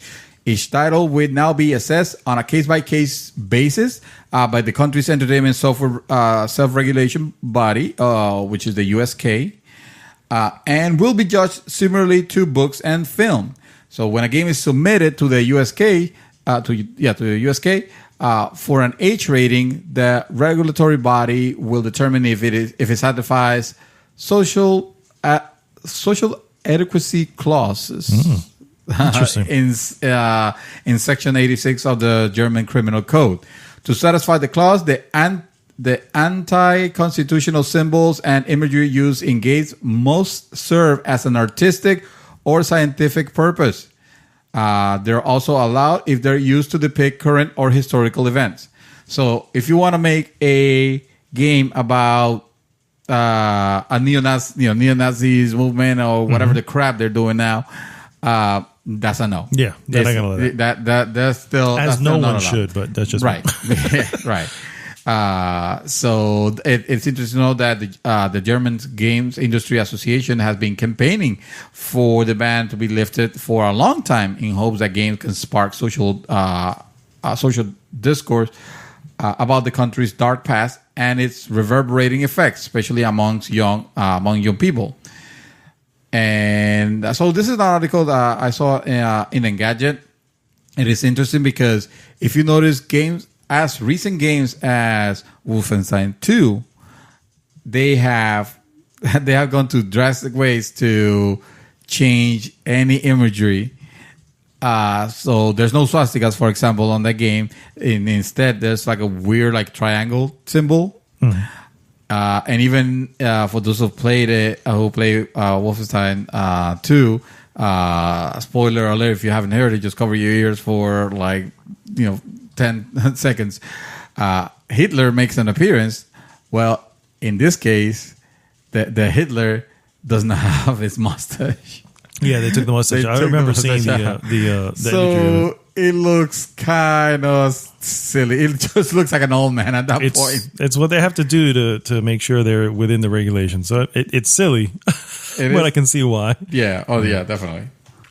Well, Germany, congratulations, first off, for working that through, and now you're going to be able to enjoy that. You're also going to be able to enjoy swastika. Well, you know what I mean. I know what you mean. It's just a weird. You'll be able to freely shoot Nazis, not triangle whatever. There you go. Don't shoot them, punch them, but don't shoot them. Yeah. Well, yeah. Tekken 7. What? Season 2 characters have been announced, and some classic characters are coming back. Anna Williams from the Tekken series. Remember Anna Williams? Please tell me you remember. I didn't even know that she was gone. She's not in Tekken 7. Okay, so Lei Wulong. Do you remember him from the? Yes. He was the very Jackie Chan looking guy. Mm-hmm. Yeah. They always have one, and then they dress him like Bruce Lee at one point. No, that's they have him, and I forgot his name now. It's something else. Lee. Yeah. Okay. Sure, Bruce Lee. We'll just call him Bruce Lee. New to this particular character for lineup, season 2, for whatever reason, is Negan from The Walking Dead. What? And not like Negan from the comic book Walking Dead. Okay, Negan from the show Walking Dead. Let me tell you about Negan from the show Walking Dead. He is the reason why many people stopped watching The Walking Dead. Okay, The Walking Dead is, I think we said this already, probably even the last week. The Walking Dead is literally Walking Dead right now. You know what I mean? And this, I think, is just out of left field attempt to put it back into mainstream. Hey, let's win over these fighting game guys, because clearly that's the group we need to center on so we can get them back to Walking Dead. Half of them probably don't freaking watch Walking Dead. And they're like, who's this guy with a bat? What the hell kind of crap is this? And as mentioned, by the way, he has a bat. He has a bat on the game in Tekken. Of course, he will fight with a bat. Ridiculous, but that's okay, because I mean, Tekken, no stranger to adding oddball characters. I will argue most fighting games nowadays kind of do something like that. Except for, I don't remember if Street Fighter have had one. I guess they have, but I can't remember of any. Like off the wall, like what the hell is this character doing here? Kind of, because remember Tekken did it. Not Street Fighter. Not Street Fighter. Mortal Kombat, yes, absolutely. And Mortal Kombat, yeah, definitely. They had Predator. They had Jason, Freddy. Yeah. Actually, they have the bad guy from Aquaman. No, yeah, those are really good for that series. Let me tell you. I mean, that's fuck it. It works. Yeah, it definitely works. Yeah. It's not like Soul Calibur having Darth Vader and Yoda in it because and there was, by the way, I forgot to mention that time in the last podcast when we were talking about that ridiculousness of Soul Calibur having Darth Vader and Yoda. They actually built lore around it. Oh, they had to. Yeah, they had to make sense. Where somehow the Force directed them towards the Soul Edge sword or some crap like that. The Ultimate was like some ridiculous shit. Anyway. Something ridiculous. Exactly. But what I was gonna say is that Tekken has Oh my God, what's his name? Martial Law. That's the guy who looks like Bruce Lee. Marshall. Okay, yes, yeah. What's the main character from Final Fantasy 15? 15? Oh, I don't know. You played Noctis? Noctis. Thank you. Yes, they have Noctis on. Oh yeah. And I heard. Oh yeah, actually they do, and he also has a freaking weapon. Doesn't he? He has. What the hell? I know. So if you are martial law fighting with your fists, you're fighting against. You better be damn Noctis, good. Yeah, who has obviously a reach advantage with a sword. I don't know. I don't know. Well, that's okay because those swords never seem to make anybody bleed. So they must be blunted as hell. They're just spirit swords. Blizzard Entertainment. Hey, you know those guys. Never heard of them. Yeah, they do Overwatch. They do StarCraft, those guys. Yes, okay. Diablo. So Diablo 3 and 2 and 1. So Blizzard says multiple Diablo projects. Now I want to call it Diablo. They say multiple Diablo projects are in the works. And I'm willing to bet that Diablo 3 for the Switch is probably one of them. I wouldn't, I wouldn't doubt it. There's no reason. I mean, why wouldn't it not run there? You can run Doom on that shit. Why can you not run that? Right? Come on now. I'm surprised they haven't brought Overwatch. I can see low Overwatch. The problem there, I think, is the online. That's where the issue will probably come in. That's right. Yeah. But if they're gonna make a Diablo, they better have online also. Oh, I'm sure they will, but I don't think it's to that level of intensive as an Overwatch. Yeah, I got you. So things have been kind of slow in the Diablo land for the past few years, but that looks like it's going to change now with Blizzard teasing on Twitter a couple of days ago that there has been some Diablo projects in the works, and one of them is believed to be Diablo 3 for the Switch. So there was a short video. Blizzard community manager Brandy Camel promised Diablo fans that the company isn't ignoring this popular action adventure franchise. He says, "We have multiple Diablo projects in the works," she said. "Some of them are going to take longer than others, but we may have some things to show you later this year." So kind of exciting. Something coming very, very close. In fact, Blizzard has been teasing not too long ago, tweeting a photo of Diablo 3 logo. I don't know. On a light in a light switch on February 28th. So remember we talked about that. It was on a light switch, and it was like, oh, come on, guys, really, really. I mean, you got to get the message out there. Let's do this cheap. How do we do this? Let's put the logo on that light switch right over there. I know, right? I know it is. Yeah. Some major game reveals happened this week. I'm going to start with the first one. Red Dead Redemption 2 got its first gameplay trailer. 6 minutes long, by the way. Damn it. That should have been the trailer of the week. You really? I didn't. I didn't watch it. It would have been a good idea to watch it. Maybe you should probably have watched it. Yes. Yeah. Well, I mean, it kind of goes into detail, and it really shows off. It's a gorgeous looking game, dude. It is. Really good. Huh? You are not allowed to play it. What do you mean I'm not allowed to play it? I am playing it. No, you're not playing. In spite of what you just said. You did not finish the first one because you didn't care. And the second one, you're not playing. I'm not playing again. I'm not playing a freaking Grand Theft Auto 5. Damn it! No, it's not happening. That's not fair. It's not. That's not fair. I am playing this, and I'm gonna tell you why I'm playing. Why are you playing it? You're not gonna beat it. First off, I love horses, and secondly, I'm digging cowboys. No, realistically, seriously, the trailer they show is basically a lot of gameplay, and it kind of opened the door into a little bit of what you would be doing when you're not doing your missions. Here is kind of where the trailer itself kind of lost me a little bit. It's like, I don't know. It seems like there's a little bit of base building. There's a little bit of, and I'm like, I don't want that in my game. I'm not a base build.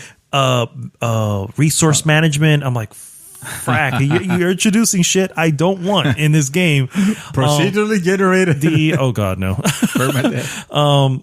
The permadeath. That would be horrible in a Red Dead Redemption game. However, this is the first of probably several that Rockstar is going to release as far as a trailer, because this is really just the overall. Even at the end of the trailer, it says, stay tuned for the next part. We're going to have more in depth in missions and stuff like that. That's the part I want to see, because hopefully it's optional to do some of this resource management shit. Your horse, by the way, which I'm okay with horses, but suddenly treating your horse nicely is important in this game. So I'm like, so if I don't, he won't take me nowhere. What the hell, Red Dead Horse Simulation 2018. Yeah. So I'll post the trailer with the post of the podcast, so you guys can check it out. Who knows when they're going to show the next part of it? It'll probably be it's Rockstar. Yeah, maybe another few weeks from now. And I realized a lot of fans of this game, and I realized it's a good game. I wish I liked it. But again, I don't like horses. So. That's okay. I know what you do like, sir. I don't like horses in video games. The horses in real life are cool. I'm okay with that. But in video games, it's kind of like fishing in video games. It's kind of like, nah. I know what you do like, sir. Here's what you do like. What? The next game that was revealed. Oh, yes. Talk about Doom Eternal. Holy crap, yes. Yes. Full disclosure, guys, that was almost the trailer of the week until I realized it's not really a trailer. No. This was pretty much gameplay, which some might argue probably better than a trailer. I would agree. It was about 7 minutes long. What the hell? Yeah. Holy crap, dude! Does that thing look gorgeous? It looks amazing. Super evil, super fast and crazy. It got me super pumped. I want to install Doom again and play it. I will say go for it, my brother. I really do it because Doom. Actually, I should be playing that. On the computer now. I haven't even tried it. Actually, I did, but I did the arcade portion. I kind of want to go back in and get a little bit more of the lore and stuff like that. There is lore. Evidently, yeah. So I got a few things to say about that, because even though it looks amazing, I was not super enthused with that. Suddenly there is like a backstory on it, like Doom, the one that came out recently on 2016. It reveled in the fact that, like, it was almost like, fuck this shit. Who cares? Like, your character itself, when you were given instructions of what to do, he literally interrupts the instructions and grabs the screen that is given, and he just throws them to the side, and he just goes in and rips and tears. That's what he does. There's no reason for there doesn't need to be a reason for, hey, you want a reason? There's a demon. You want to make friends with the demon? You want to kill him? You want to kill him? You're not going to be able to make friends with it. So on this game, I saw there was a little bit of a heavier emphasis on. Okay, like, go ahead. Finish your statement, because I have a question to follow up. Okay, so there were suddenly you see human characters on the first Doom. You see human characters; they're all dead. Pretty much, they're all dead, or something horrible happened to them. You don't care, because again, that's not your concern. On this one, you start seeing like, oh, there's a portion where you are on Phobos. Which at first I thought, oh, this is cool. We're going back to Phobos, like the original Doom and this and that. But then you have like a whole station, and he is walking around the station like he is like a big MF, and people, the moment they realize that he's there, they're taken aback completely. There's a fierce. They're afraid of him. They're extremely afraid of him. Yeah, which, yes, it looked cool, but also it feels awesome. Super corny. No, it feels corny as hell. So freaking awesome. And he grabs someone's key card that he has hanging from his from his neck. From his neck. The lanyard, from the lanyard, yeah. He grabs it, he pulls him along with the guy to the door, to open the door, and he continues. That shit was freaking awesome. It was hilarious to see. Also, the parts where on the original Doom, you have like a hologram character, like talking about, giving instructions basically to the ex-inhabitants of that, space station or whatever. and it goes off along the line. Whatever the computers will talk. On this one, it was almost kind of silly, like prepare for the warning. The the Slayer has arrived. The Slayer and talking about the demons. Demon is a what do you call that? It's fuck. It was saying something along the lines of calling demons. That's kind of like not politically correct. Yeah. You should call them mortally challenged or something like that. It was like, oh, come on. Okay, I don't need it to get this silly. I don't need to get it that this level of stupid. Realistically, I'm still on board. And I'm on board. Don't get me wrong. My counter argument to what you're mentioning is to say that you're a hater and you should shut up. That's your counter argument to me. No. Okay. Good. My counter argument is simple. First off, these are the two guys who were adamant in not including those tutorial whatever into anything. So I don't think they're suddenly including them now. No. Secondly, the first Doom, there was a shitload of lore in the first Doom. The difference was it was in the menus. If you didn't actually, correct. If you didn't actually go into the menus, you would enjoy. I went to the menus probably the first couple, whatever, and then never touched them again. Exactly. Still freaking love the game. I don't think that's going to change here. I think he even says it when he's on stage. The guy, I can't remember his name now, but the guy from Bethesda, he even says it on his stage. If you look close enough, or if you search well enough, you will find that lore. So it's not like it's going to be in your face. It's going to be very similar to like, if you're really interested, look further. If you're not, go rampaging. That's what you want to be here for anyway. You know what I mean? So I have total faith in these guys that they're going to keep it that way. I guess it was more along the lines of, I don't need to know.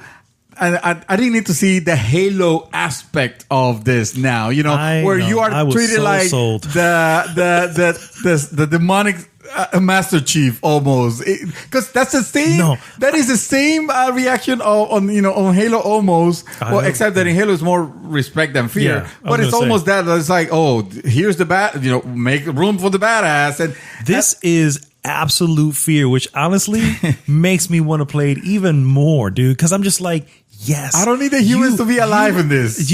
No, they have to be alive. Why not? Don't show them. I don't need to see. Honestly, chances are they'll probably be dead by the end of the game. But the point is true. that that in itself is an environmental storytelling. When you see that, you go, they know about him. They know who he is. They know he is this almost a mystical character, and there he is right standing before them, you know what I'm saying? And they were reacting as anybody would.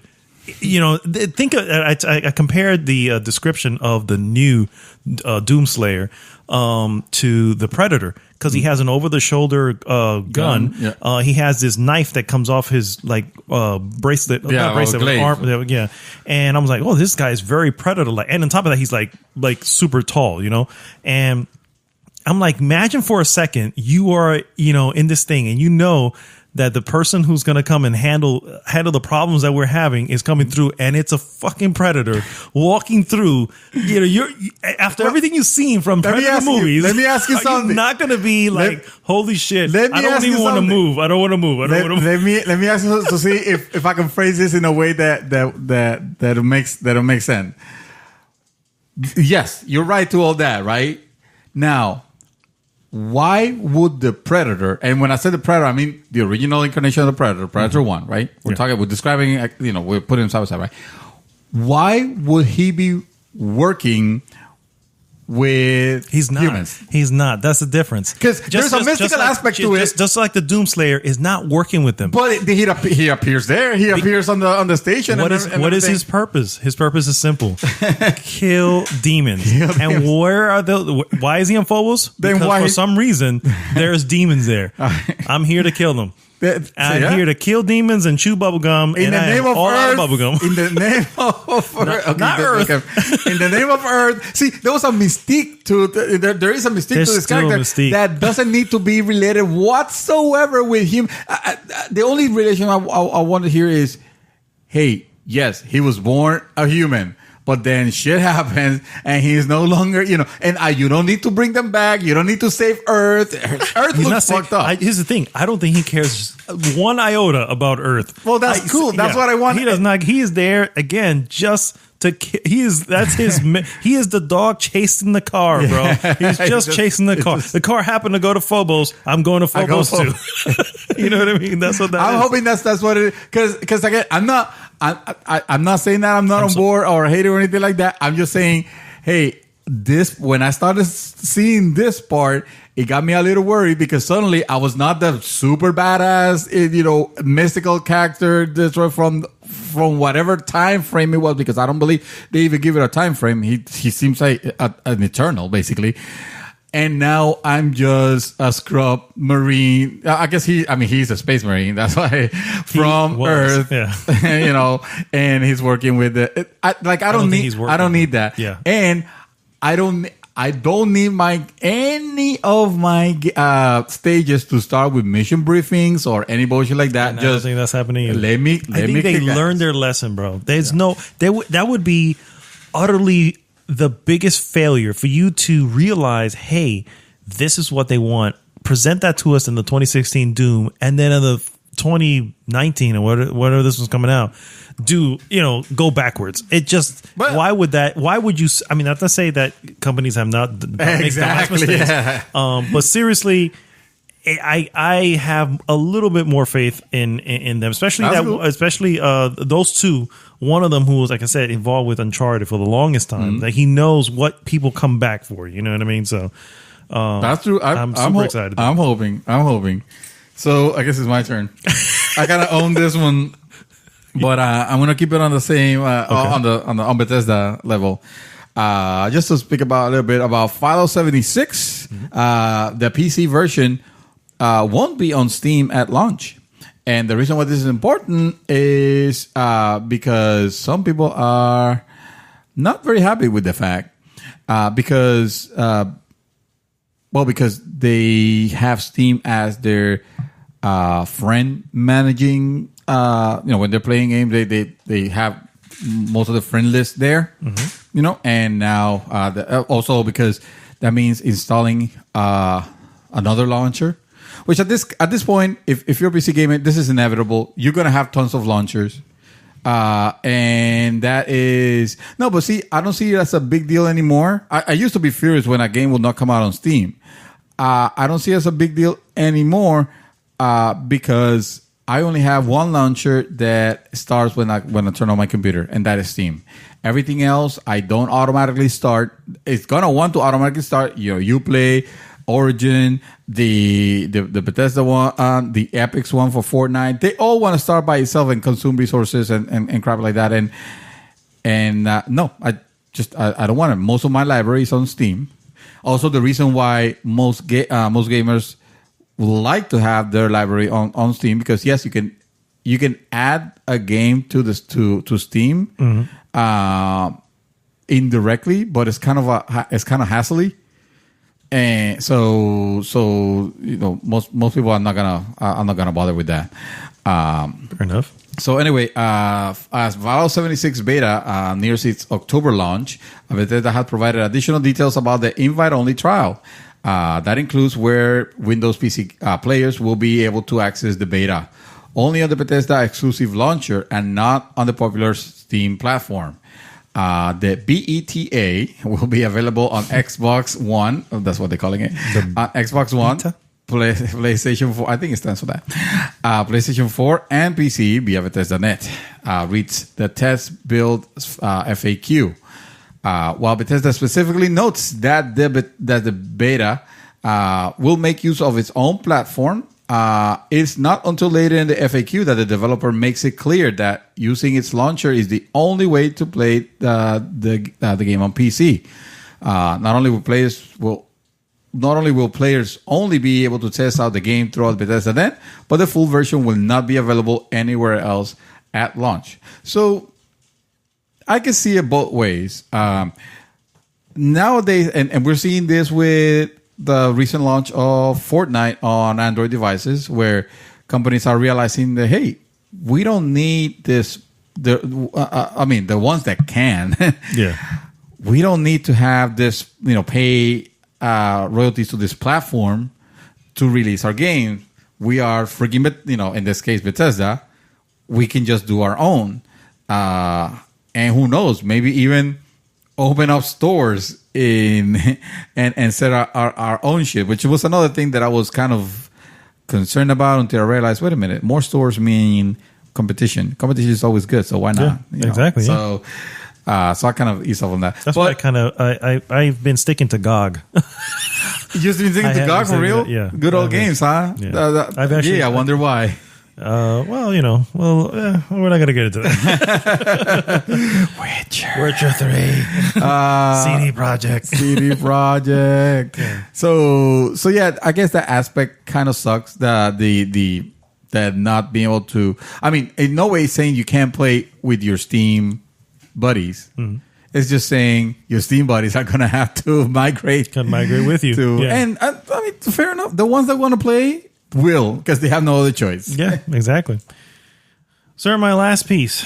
Perhaps you've heard that Resident Evil 2 is having a remake. Did you hear about this?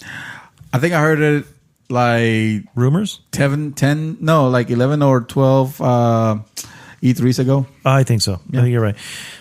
Evidently, it is coming, and it's coming next year, and they're going to have a premium edition.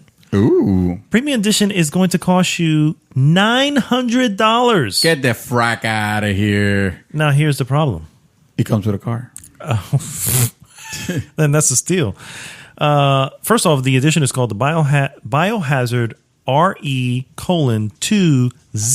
version. Get the fuck. Because fucking Capcom. No, come on, okay? Capcom. Come on. I'm sorry. I left part of that out. I'm sorry. So I'm going to start again. Biohazard RE:2Z version premium edition.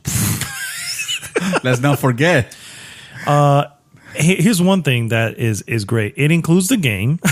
Oh, okay. Thanks for clarifying that. Always a plus. I guess they're learning from they're not taking that from EA. Yes. That will sell you very expensive. Forget the game. It doesn't include the game. Yeah. It will include little things. Of course, it also includes a 12-inch tall statue of the main character Leon, as well as an enhanced soundtrack and an art book. Enhanced soundtrack. Yes. By itself, that right there would normally net you $225. Get the hell out of here. It will also include a full-size quirky writer Bluetooth mechanical keyboard, complete with top-of-the-line cherry blue key stitches. No, it's not. And a mount with for your favorite tablet or smartphone. It's a modified version of the Quirky Writer's own S model, which you can find online for $249. Yes, I was gonna say I've seen that keyboard. Yes. So now they're putting a sticker that says, "Hey, correct. Resident Evil." So when you put those two together, and that includes the game, of course, that brings you to about $475 worth of goods. And that's with a up mark, because in reality, why the $425 more, sir? What are we doing here? The stupid people tax. That's what it is. The only reason I bring that up is because Capcom has been experiencing some good times recently. Yeah. This year they had a monster hit, pun intended, Monster Hunter World. Last year they had Resident Evil 7. Mm-hmm. Okay, they finally delivered a complete Street Fighter 5. I don't know if I would call that a success, but you know what? They did it. Better late than never, right? They did it. If freaking No Man's people care. If No Man's Sky can take 2 years, why can't they? Oh shit! I forgot I owned that game. No Man's Sky. I need to go back. And next year they have the promise of the new Devil May Cry. So there's a lot of goodwill for them now. Mm. This kind of like, what are you guys doing here, guys? Just what are you guys doing? The fat whales, the whales, so. they will pay that. That's all I have to say. Yeah. All right. So quick rapid fire ones. I just want to mention that you mentioned Monster Hunter on PC. I just mentioned Monster Hunter, but sure. You mentioned Monster Hunter. I want to say Monster Hunter on PC was released. Mm-hmm. All reports are saying no worries about crashing issues. Apparently, Capcom was able to somehow miraculously squashed. Nip that shit in the bud. Yes. Okay. I gotta give them props. If they made it, the apparently is a really good port. Good. You know what they need from you? They need you to buy that $900 version of just to make up for that nipping in the bud. I'm okay. I haven't even got Monster Hunter on PC and probably won't. Well, maybe. Probably not. I'm playing Dead Cells right now. So reports are very positive about that. If you've been waiting for Monster Hunter on PC, but what we're holding out to, hey, how does it run? How does it look? It looks gorgeous at whatever uncapped frame rate, textures. You could do 4K, you could do all that very well. Early reports from Digital Foundry was that even though the visuals are improved, it's not like it's not like stellarly different, like superbly different from what you will see on a PS4 Pro. Mm-hmm. You're only basically paying for the frame rate in this case. Makes sense. And whatever resolution. So that was cool to hear. Also cool to hear is that Square Enix is interested and expects to release more games like Octopath Traveler. Good. So that's great. Yep. Those mini games, those mini games, those games of that nature, those JRPG, we need a good resurgence. Just like we're seeing the Metroidvanias.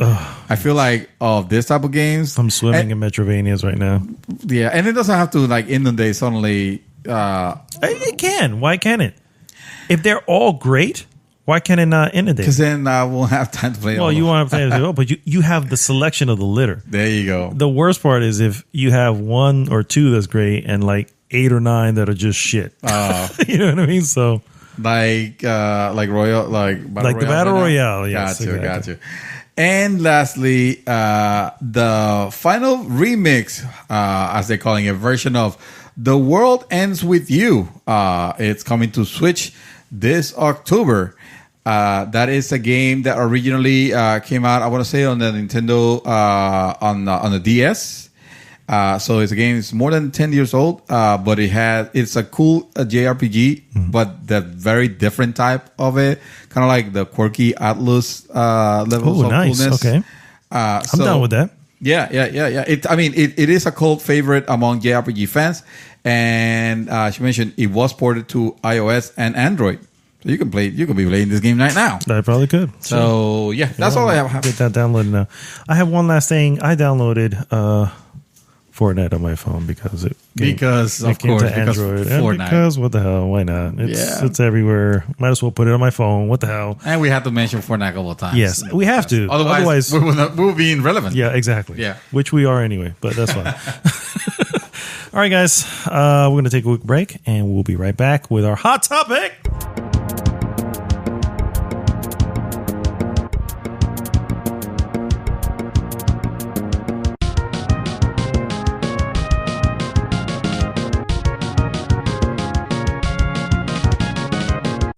And we're back, guys, and we're back with our hot topic of the week. Hot topic of the week. Thank you so much, sir. We're not getting a hot topic. Oh, I can't do it. Well, if you listen carefully, maybe you can hear Shadow from Texas. No, that was me. I did it at a very high frequency. Oh, is that what it was? Only cats can hear it. You mean dogs? Well, and mine is so high. They don't call them cat whistles. They're called dog whistles. I'm just saying. This week's hot topic, guys, is a little bit of I don't want to say serious one, but I mean, it's something that we need to, exactly. It's something we need to discuss because it's important. Is there a place for politics in gaming? Oh, I was not expecting this one, sir. I'm sure you were not, considering the hot topic has been up since Monday. But sure. The purpose of this conversation is really because it's a topic that comes up a lot. It's like, I'm sure you've heard or maybe read an article somewhere where someone, I don't say attacks, but at least confronts a developer or a publisher or whoever, saying, "Hey, get your politics out of this. I don't need to be force fed, your beliefs. We don't need to. You don't need to infringes with your agenda. Correct. Yeah. Have you ever felt that way playing a game that you stumble upon a message that maybe it's not meant for you, but you kind of stumble upon it and you go, is this trying to tell me something? Is this trying to lead me in some direction I shouldn't be? I see. I have actually recently. I've noticed the opposite. That is not. Well, some games that when they show trailers and when they start talking about in all the press conferences, it gives you the impression that this has a commentary. This one has something to say. Mm-hmm. This one's gonna come with a hot topic, and this is gonna have some people, probably feeling a little bit uncomfortable. Example. But then the game comes out and it's completely tame. Far Cry 5 was the example. This is an example. Excuse me. This is a game where not only the location that where it took place, rural Wyoming. Oh, Montana. Sorry, yes. And the imagery that it showed. Mm-hmm. I mean, it showed you have your character with the red hat, for example, and you have a cult that is kind of like pseudo Christian, but extremist. And you have you have a number of stereotypes. That were shown. That of course they're gonna be very caricature like. Yeah. I was gonna say caricaturized, as if that's even a word. But then they come out. It comes out and it feels very strongly that they're trying to do the opposite. Like, let's not go in here because we don't want to offend anybody, for example. Or because they don't want to raise flags with any groups, because at the end of the day, this particular developers, they don't really have a message to bring. Their only interest is to sell copies, so they will sell copies to whatever groups. It doesn't matter if it's the most upstanding citizens or the most villainous hate groups or whatever. It doesn't matter because that's not what they're about. And I feel like the game was completely toothless in that sense. Yeah. So when I was expecting the opposite. That said, I do remember a while back and this was for the 2008 elections. Well, did we have elections in 2008? No, yes. Okay. Yes. When I was playing, I want to say it was. Oh my god! Wow, the racing game where you crash and Burnout. Okay. Burnout Paradise. When I was playing Burnout Paradise, and suddenly you pass by one of the signs, and it has an Obama campaign sign, like a real campaign sign, and you're like, "Whoa, wait a minute! I was not expecting this at all." First of all. Did they patch this game for it? Does this represent the feeling of the developers?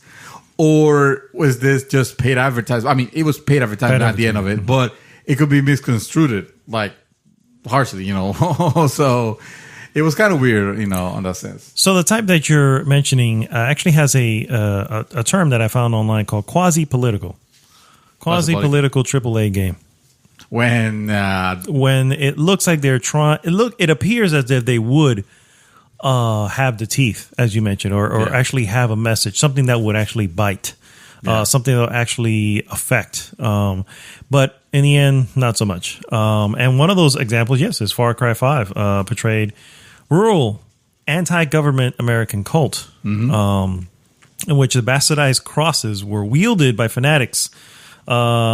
But the publisher, Ubisoft, believe it or not, refused at all times. Mm-hmm. So in the end, you got to blame a little of the expectations there. That I saw the gameplay for the first time, and I was like, "Oh, what's this about?" This is talking about strongly about probably rural America and their beliefs and their religion and their political. Yeah, realistically, first off, Ubisoft at all points said, "Nope, That's not what we're doing. We're not drawing any obvious comparisons. We're not trying to point at anything. Sorry, go ahead. No, I was going to say, which is smart in their sense, because I mean, obviously, the developers were using what they could to make it realistic, even though it was meant to be. I mean, if you look at all the other Far Cry's, Far Cry 3, Far Cry 4, there was nothing connection that we knew of any crazy warlord or anything out there. I'm sure you can find not in the United States, correct? Yeah, I'm sure you can find probably in the areas where it took, correct, Indonesia and all that good stuff. Yeah. Another couple games that did that. Perhaps you remember Deus Ex. Mankind Divided? I did not finish Deus Ex. But you know of Deus Ex. Well, I know the social commentary. Correct. That it brings, yeah. So basically, they kind of came out and said it's considered divided by a mechanical apartheid. This is actually the publisher Square Enix, words used to describe the game. Mechanical apartheid, which really obviously sparked a lot of whoa. What is mechanical apartheid? Well, I don't even know what that word means. Apartheid. Apartheid is yes, it's a separation of classes. Essentially, is what. Okay. All right. So it was basically making the obvious distinction between correct the haves and the have-nots. Correct. It was funny that they used the word apartheid when that word specifically had to do with South Africa and things that were going on there at that time. Now, of course, they used it to kind of give you an understanding as to what the game was supposed to be portraying, but it obviously it pointed an interesting line, onto that.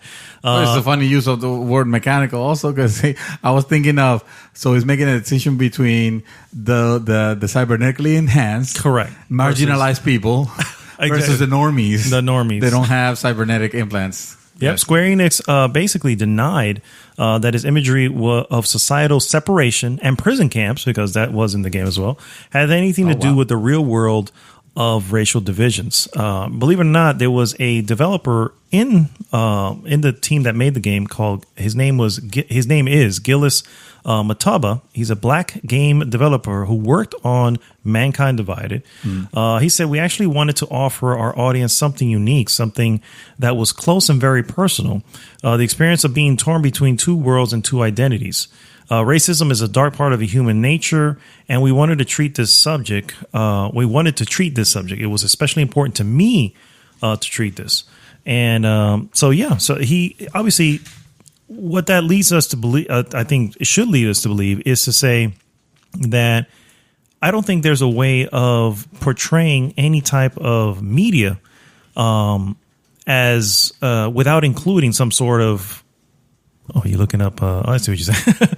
Without including some sort of your own personal politics behind it. How do you if you're the lead creator behind something, how do you make something without including those type of things? So many games, such as the game that you're bringing up right now. Oh yeah, you better believe it. I'm bringing this game. They obviously are special or mean something to the people, and obviously the guys behind Mankind Divided, while the game had little to do with actual apartheid in South Africa, clearly that was something that was important to them and brought to that game. And I can tell you, playing Mankind Divided, it is clear that's in the game, and it's a meaningful part of the game. The game to me overall was okay, but those little elements that were in there, they were meaningful. They were like, hey, you can see and understand the separation. You know, it is where you go to a train station and you're told this is the door you have to use and that's the aisle you have to use because of your whatever. In this case, in the game, you are you're augmented. You're augmented. You know what I mean? But yeah, that's obvious. There's an obvious connection between the two. So I don't think the two can, or I should say, games or any type of media can exist without those things, because it would be not interesting. It will be very monotonous. Yeah, it will definitely be very plain and monotonous if you suddenly, which is what I feel is happening with a lot of this game from major publishers, where I feel like developers want to tell a tale. There is a social concern if they want to address it, but because of pressure from the publishers, they feel restricted. Correct. Because there it suddenly it has to be the politically correct method, because we don't want to offend any groups, whether whatever their agendas are. We want everybody to buy the game, and it's fair. It's a business. It's just I feel like the restrictive nature of it is what. Yes, you say games cannot have, cannot be devoid of those social commentaries, but it's not that they're devoid. Yeah, but I feel like the publishers are restricting them, harshly. That's why. Yeah, I would agree. One of the examples you saw me bringing, which is amazing because I don't think this will fly under today's political climate. That said, this what you're about to bring up literally contradicts what you just said a moment ago. Well, no, exactly. Yeah. But I feel like this one's different because we're talking about like a super high end title. Okay, let's talk about it. It's BioShock Infinite. Mm-hmm. So BioShock Infinite, as you know, Ken Levine. I feel like when you're that level, when you're Ken Levine, Irrational Games. When you're Ken Levine, you kind of have a blank slate on what you could do, in games. You can push the envelope a little bit more than say Ubisoft or BioShock Montreal or BioWare Montreal, stuff like that. Yeah. Where suddenly you have a title. You have a title from. You have a game with a person that you expect to tell a story without those boundaries. And true, but he also had the benefit of having, realistically, this one appears to BioShock Infinite appears to be the main political one because of what the imagery that it has, which would be considered American exceptionalism is what is portrayed there. And essentially, if you play the game, you realize that the city of Columbia, which is in the sky, is an American city that is believed to be just like the best American city, and it deserves to go on. And these are the perfect examples of Americans and all this, and that's what that is. But he's done that before. If you go back to BioShock, the first BioShock alone, Andrew Ryan came in with his own political beliefs of libertarianism. You know what I mean? Mm-hmm. He came in and said, hey, everybody should be free to do whatever it is they want. Free markets, sell whatever you got to sell and whatever happens. As long as everyone's free to do what they want to do. And obviously that led to some poor things. But the point is that the message he was able to put that was it Aaron. Andrew Ryan? No, Ayn Rand, I think, is the book. Oh, the book. That kind of an inspirational story from that for the first BioShock. Yeah. So those type of elements. I mean, can you picture BioShock without the character of Andrew Ryan or without his beliefs leading to that type of city? It's impossible. The game would nowhere near. And let's be real, BioShock was not the best first-person shooter game. No, it was not. That was a game that was carried mostly by its story. Exactly, which was led by all the. And again, that's not to say that was Ken's beliefs, political beliefs, but the point is, it had an angle, a vision, someone's vision, and it was interesting and it was different, and it was like, and that's what I think you should bring to. And that's why I say I don't think it's possible to have a great story in a game. Again, not all games. Obviously, for instance, Dead Cells. I don't think there's any type of hidden political message in Dead Cells. You know what I'm saying? But I'm talking about when we're talking about big story-based games, and you have so many people of so many different backgrounds making these games. It's impossible to do it without having a vision, having an angle that's being brought to you by this developer. And I think that's what makes them awesome. Well, did you know that? Even Ken Levine, even when that envelope pushing that I was telling you, did you know that BioShock did get some changes made on it because there were concerns. There was some concerns. There was some imagery that was like, oh, I don't know how we feel about about this one. Wait, are you talking about the first BioShock? No, Infinite. Oh, yeah, I'm still Infinite, remembering because I feel like Infinite is the one that really dared to put like a more present social, or at least one that I felt like it was a little dormant during that time, but like in today's political environment, it's like everywhere, which is the fight. I mean, they literally have, in the picture that we're looking, it's a picture of a, I guess, who's that supposed to be? George Washington. George Washington, and with a banner at the bottom that says, "It is our holy duty to guard against the foreign hordes," and then the images on the side is like very monstrous versions of the stereotypes, of the stereotypical, Mexican or Jew or Indian or Irish or Japanese, and you have all these things that they look horrible. I think this was the image that was censored. Yeah, this was the image that I mean, to be fair, no, what was censored was, if you look at, if I'm looking at his face correctly. Oh, yes. I remember now. No, the face. Why are you talking about? No, the go face? ahead. Okay. Oh, no, I was going to say that what was censored was the usage of religious symbols on the upper right corner, on the upper right and left corner. It has the Holy Cross, and it has the dove, which represents the Holy Spirit. Yeah. In the Christian religion, and like that image was a big concern. Yeah, that image is in the game. That whole image, that image is concerned, except for the top corner, without the corners, right? That is in the game, and it's striking, especially when you find it in the game. It's like, whoa, this is what this city is about. Yes. And is it a commentary? Yeah, it is. It is. America, let's be real. There are plenty of Americans out there who believe we are the best of everything. We are just the way it should be. American exceptionalism. This is exactly what it's portraying. Is it a message that you get throughout the game? Yes, it is. Absolutely. It's important because this is the city you're in. It's the worst of the worst of this version. They of it, built a city in the sky to not have to deal with anybody else. And how exactly. How do you get away from everything else? Oh, you just build a sky. Build a city. Fly the hell away. Exactly. Yeah. The city cannot be more literal. Exactly. You know what I mean? But the city, and then they named it Columbia, which was like more sarcastic. It's like, wow. Yeah. Well, District of Columbia. No, I know.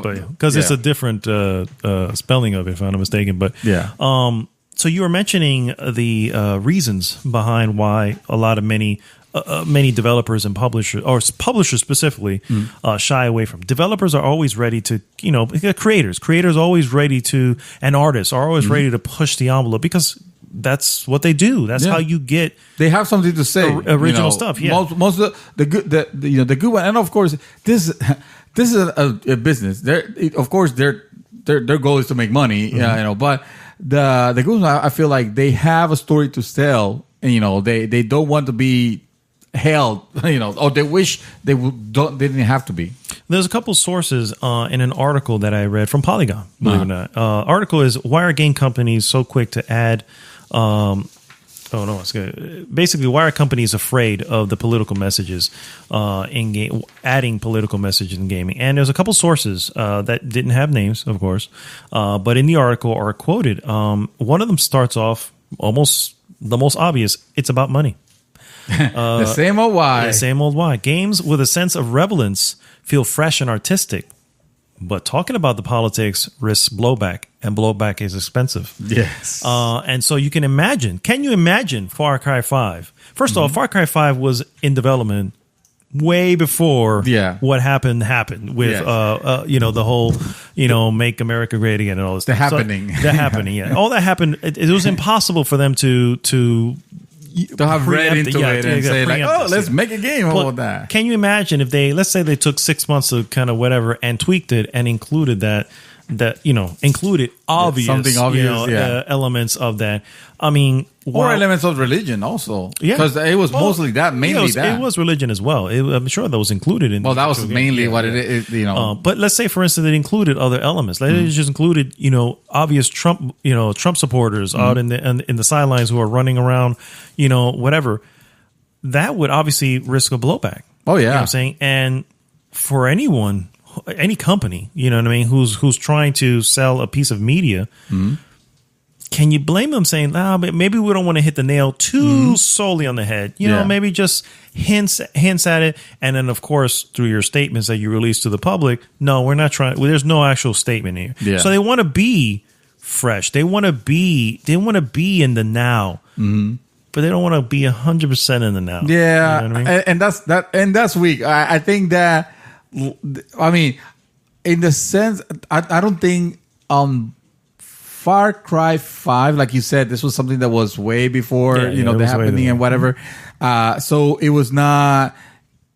I wouldn't say. I think their weak message was not the weak message, but the impression of a weak messaging was more the expectation by the marketing and the fact that we're living in the world we're living right now. I was going to say, and it had a little to do with the current environment. Well, exactly. To do with it. So people looked at it and go, "Ooh, is this about what I think it is?" Yeah, and there were people were trying to read too much into it.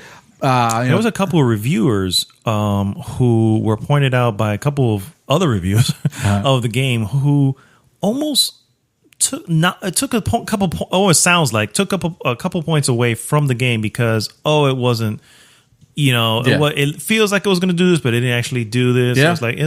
I read that too. In the end, it's a Far Cry 5 game, guys. You know what I mean? There's a little line that how do I say it? Basically, yes, you can include those items, but you don't have to. At the same time, it shouldn't be. No. If you don't have to, you don't have to. You know what I mean? Rate it for what the game is. Take away the points for the fact that the story was kind of meh. That did you expect it? Yes, I was expecting not the political portion of it, but the religious portion of it. I was expecting something, more bite than what it had, and it was left disappointed. That said, the ending was not completely ineffective because he had me thinking. You had told me we had the little spoiler discussion of the ending, and I was like, that sounds actually pretty cool. That sounds actually like something. Yeah, exactly. But that's the example of Far Cry, which I don't think it was the intention originally of making it, quote unquote political, deliver a message. I don't think they were trying to do that. There are other titles that could have that opportunity. And the darings might go ahead and just put it out there. But most often than not, the publishers are going to be like, no, this is a little bit too much touchy of a subject. No, we can't have for example, your main character, most of the time, it's just a guy. It's just the dude, bro, because that's what's going to sell. And no, you don't want to make your character gay because... it's okay. Alienate all those who are not gay. Why would they want to play a character that is? Hey, everybody's open. Okay, with Ellie. Last of Us 2.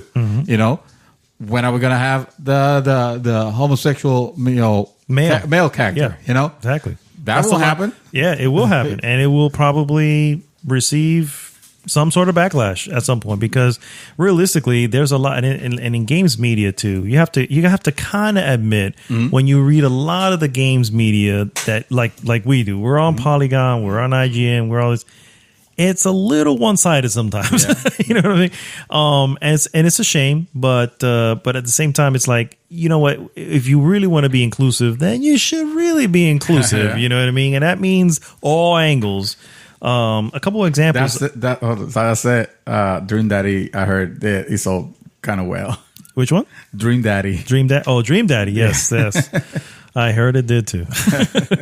A couple of games that also kind of, let's call it, played with the line but didn't really cross the line because they didn't want to. Sony's Detroit Become Human is another game. Oh, yes. I heard that. It flirts with issues with social justice and domestic abuse. But its creator, of course, David Cage, says, the story I'm telling is about androids.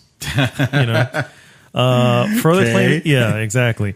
And then, of course, very recently, The Division 2, set in Washington, D.C. In the near future, the game asks players to fight against a corrupt government in DC and helps save the United States from tyrants.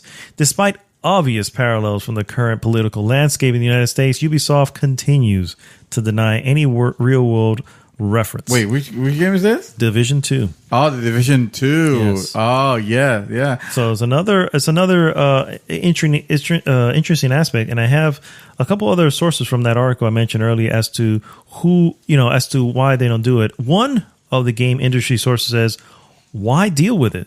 It's easier just to take the line that the work is open to many interpretations, and that it isn't taking sides, even when it has something to say." Because when you do that, you obviously it will sell more. You know, if you're not, you don't risk insulting anyone. And then finally, another source says, "From experience, I can tell you that the people on the ground, the developers and publishers, usually hate this stuff.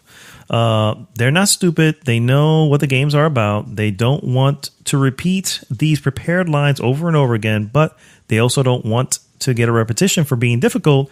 They want to keep their jobs." Yeah. So that's another element there where it's like, yeah, you want to have your voice and you want to say it out there and say what it is you want to say. But at the end, if everyone in the room that you're with is saying, "Look, dude, we really shouldn't do this," do you risk doing that? I mean, in the end, a job is a job. And I think we can all agree sometimes you just want to hold on to this job. You know what I mean? Yeah. Not that it's the right answer, but it's another angle to look at when it comes to that. And at the end,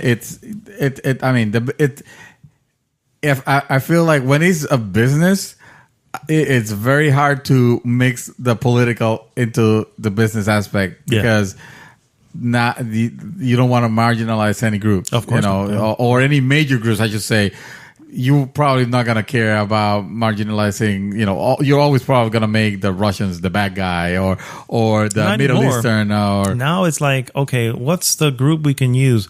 Oh, the Koreans. Let's make the Koreans. Yeah, let's make the Koreans the bad guys. For instance, they did going to movies here, which again, movies is another form of media. The movie, it was a remake of this. Oh my God, I can't remember what it is now, but basically it was like the force from it was originally China that was attacking America and all this stuff, and they had to actually go in and digitally change everything from China, because we're friends with China now, to Koreans. So everybody's actually wearing stuff showing China, but because I'm trying to think of the movie now. Jesus, I can't even imagine what movie was that. It actually wasn't bad. It actually starred Thor, the guy who played Thor, Chris Hemsworth. Chris Hemsworth, much younger Chris Hemsworth. Wow. Anyway, so the point is that it's everywhere. You have these lines that you want to cross, but you can't actually cross. Every now and then, there is a gem of a game that comes out which doesn't care about the political environment, and they will tell it like it is. That game, my friends, if you guys want to find it somewhere, probably very likely on Steam, or if you have the 360 or PS3, Spec Ops The Line. Spec Ops The Line, guys. First of all, you should have all played this game, and if you haven't, and if you have a PC, go ahead and buy this game. There is some strong imagery there, strong in the sense of, wow, they did it. I'm surprised, Let me think of games that put the United States as the bad guy, or they okay, one I got Spec Ops, maybe BioShock Infinite. You just had BioShock Infinite, and if you guys know anybody, go ahead and post it, because I can't think of any else. Those are, like I said, I think. So to answer the question, I mean, to go back to the question, which is there a place for politics in gaming? My answer would be, it's always been there. The question is a moot point, because the gaming world that we live in right now wouldn't exist if it wasn't the fact that people are including their views and their beliefs in their projects, in their worlds that they're creating. And it's important. It's believable, and it makes us want to be there, whether we believe it or not, or whether we agree with the viewpoint. For instance, I mean, this is just an example of Last of Us. Going back to Last of Us, I did not agree with Joel's choice there. You know what I mean? But I still wanted to see it through. You know what I mean? It was, and at the end, I was like, okay, that's fine. I seriously don't agree with it, but it is what it is. And the same thing with the choices in going back to the Mankind Divided. To Deus Ex. You know what I mean? There are a lot of choices that I make that I realize this is not what I would normally do. But you know what? For the character that I'm doing in, it doesn't. It presents the scenario. It makes me ask the question. Makes me think about it afterwards and really ponder on it. But it doesn't in any way feel like I'm being preached to. Yeah, you know what I mean. And I think that's the difference. But it's always been there. It's always been there. How will you feel about a game that is a masterful game? It has all great reviews. You know, it is very original and very cool. It is about I can't think of I don't know, something that you wouldn't feel comfortable playing as, you know, character you don't necessarily feel comfortable playing as, committing some acts that you would not really wouldn't be doing. You know, right. I can't think of an example that doesn't sound like silliness. You know, I mean, what about I was gonna say, what about the Call of Duty? I don't know which Call of Duty it was. It was a Modern Warfare. The airport scene. The airport scene. Yeah. The no Russian. Yeah. The no Russian scene. Yeah, that's a rough scene. That's a rough scene. That was not one that I was expected to be part of, and not one that I thought what I was doing. I was just presented with the option, and it's a game, and I'm just playing it, and woohoo! And then I started but it leaves you thinking. Yeah. That's the point of it. That's the point, and that's the point of delivering any type of political message. It's not, hey, I'm not trying to change your thoughts or your opinions. It's just, hey, think about that for a moment. Yeah. Just let that thing, still believe what you believe in, but let that maybe even strengthen what you believe in. Yeah. You know what I mean? It's like, now I believe in this even more because of this message that was delivered here. I feel like and this is just to start closing on it a bit, but I feel like you also don't want to use that as your excuse to just have a like, for example, the school shooting game, you know, that was released here, and they were hiding themselves of like, oh, this is just commentary and stuff like that, and it's like, it almost sounds like, no, this is just pretty much taking advantage of the shock value of a shock, exactly, and again, that's just to make money, basically. At that point, it feels like a cash grab. So if your message, I mean, if there is some artistic value to it, and I realize that's kind of in the eye of the beholder, but if I agree with you that the games should be free to express, whatever is the message that they want to say, political. Otherwise, you don't necessarily have to agree with it, and you don't necessarily need to buy it either. I'm completely. I mean, I'm of the mind that I'm very against censorship. I don't care what nature. And dude, even if it's something like ridiculous, it's like, come on, how are you gonna show that? Oh, this is so juvenile. Oh, this is so. Oh, this is like completely like not. I don't want it to be censored anyway, just because I don't, I don't like it or I don't agree with it. The moment you start censoring stuff, that's when that's a slippery slope. Now, what stops you from starting to censor just for agenda purposes? You know what I mean? Yeah. So, but that said, if you're making a game about shooting children, for example. Well, I probably shouldn't be playing that game. Yeah, definitely. And you created it, you put it out there, cool.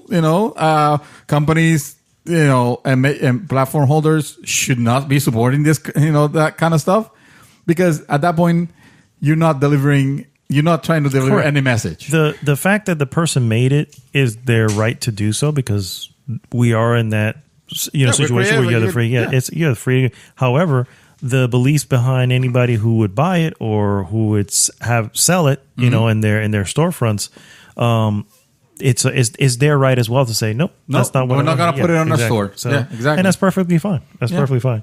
I wanted, before I close, I wanted to quickly bring up some interesting stuff that I found. And if you really dig deep enough, there are political messages or messages in general in some of the games.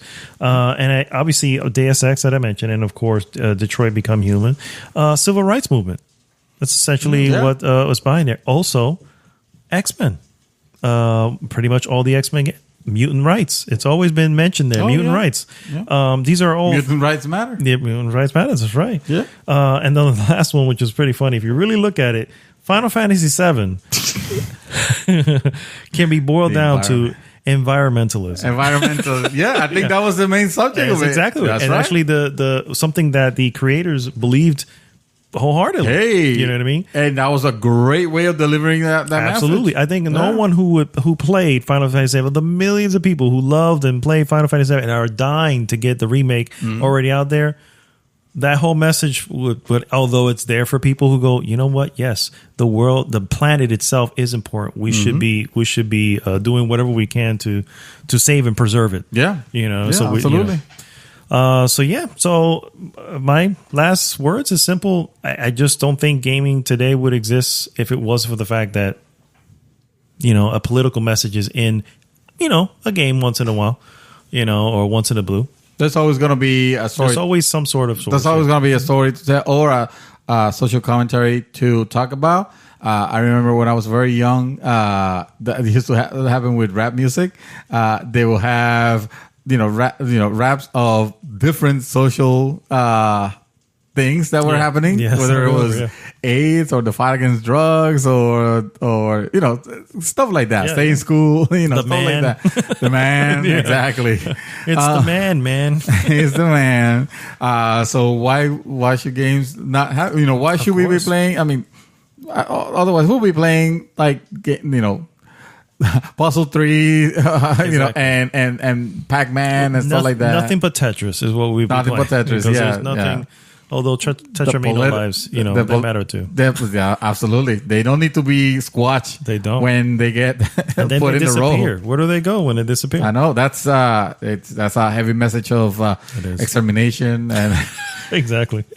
All right, guys. Well, that brings us to the end of a very long episode 120. You're welcome. Thanks so much for sticking with us and tuning in. And please, as always, please like, subscribe, and share the podcast with everyone, especially people you don't like, because we will win them over. And also, please go to goodgame.tech because that's where the group is and that's where we love to be at. Thanks so much for tuning in. This is Mad Dog signing off for this week. Mr. Santos. The secret word is adamantium. If you guys have listened this far, go ahead and comment below the secret word so we know who you are. Exactly. We know who made it this far. Yes. And we won't do this again. Just put the word. Don't say why. Yeah. Just put the word. And that's why we will know. Exactly. All right, guys. We'll see you next week. Gee!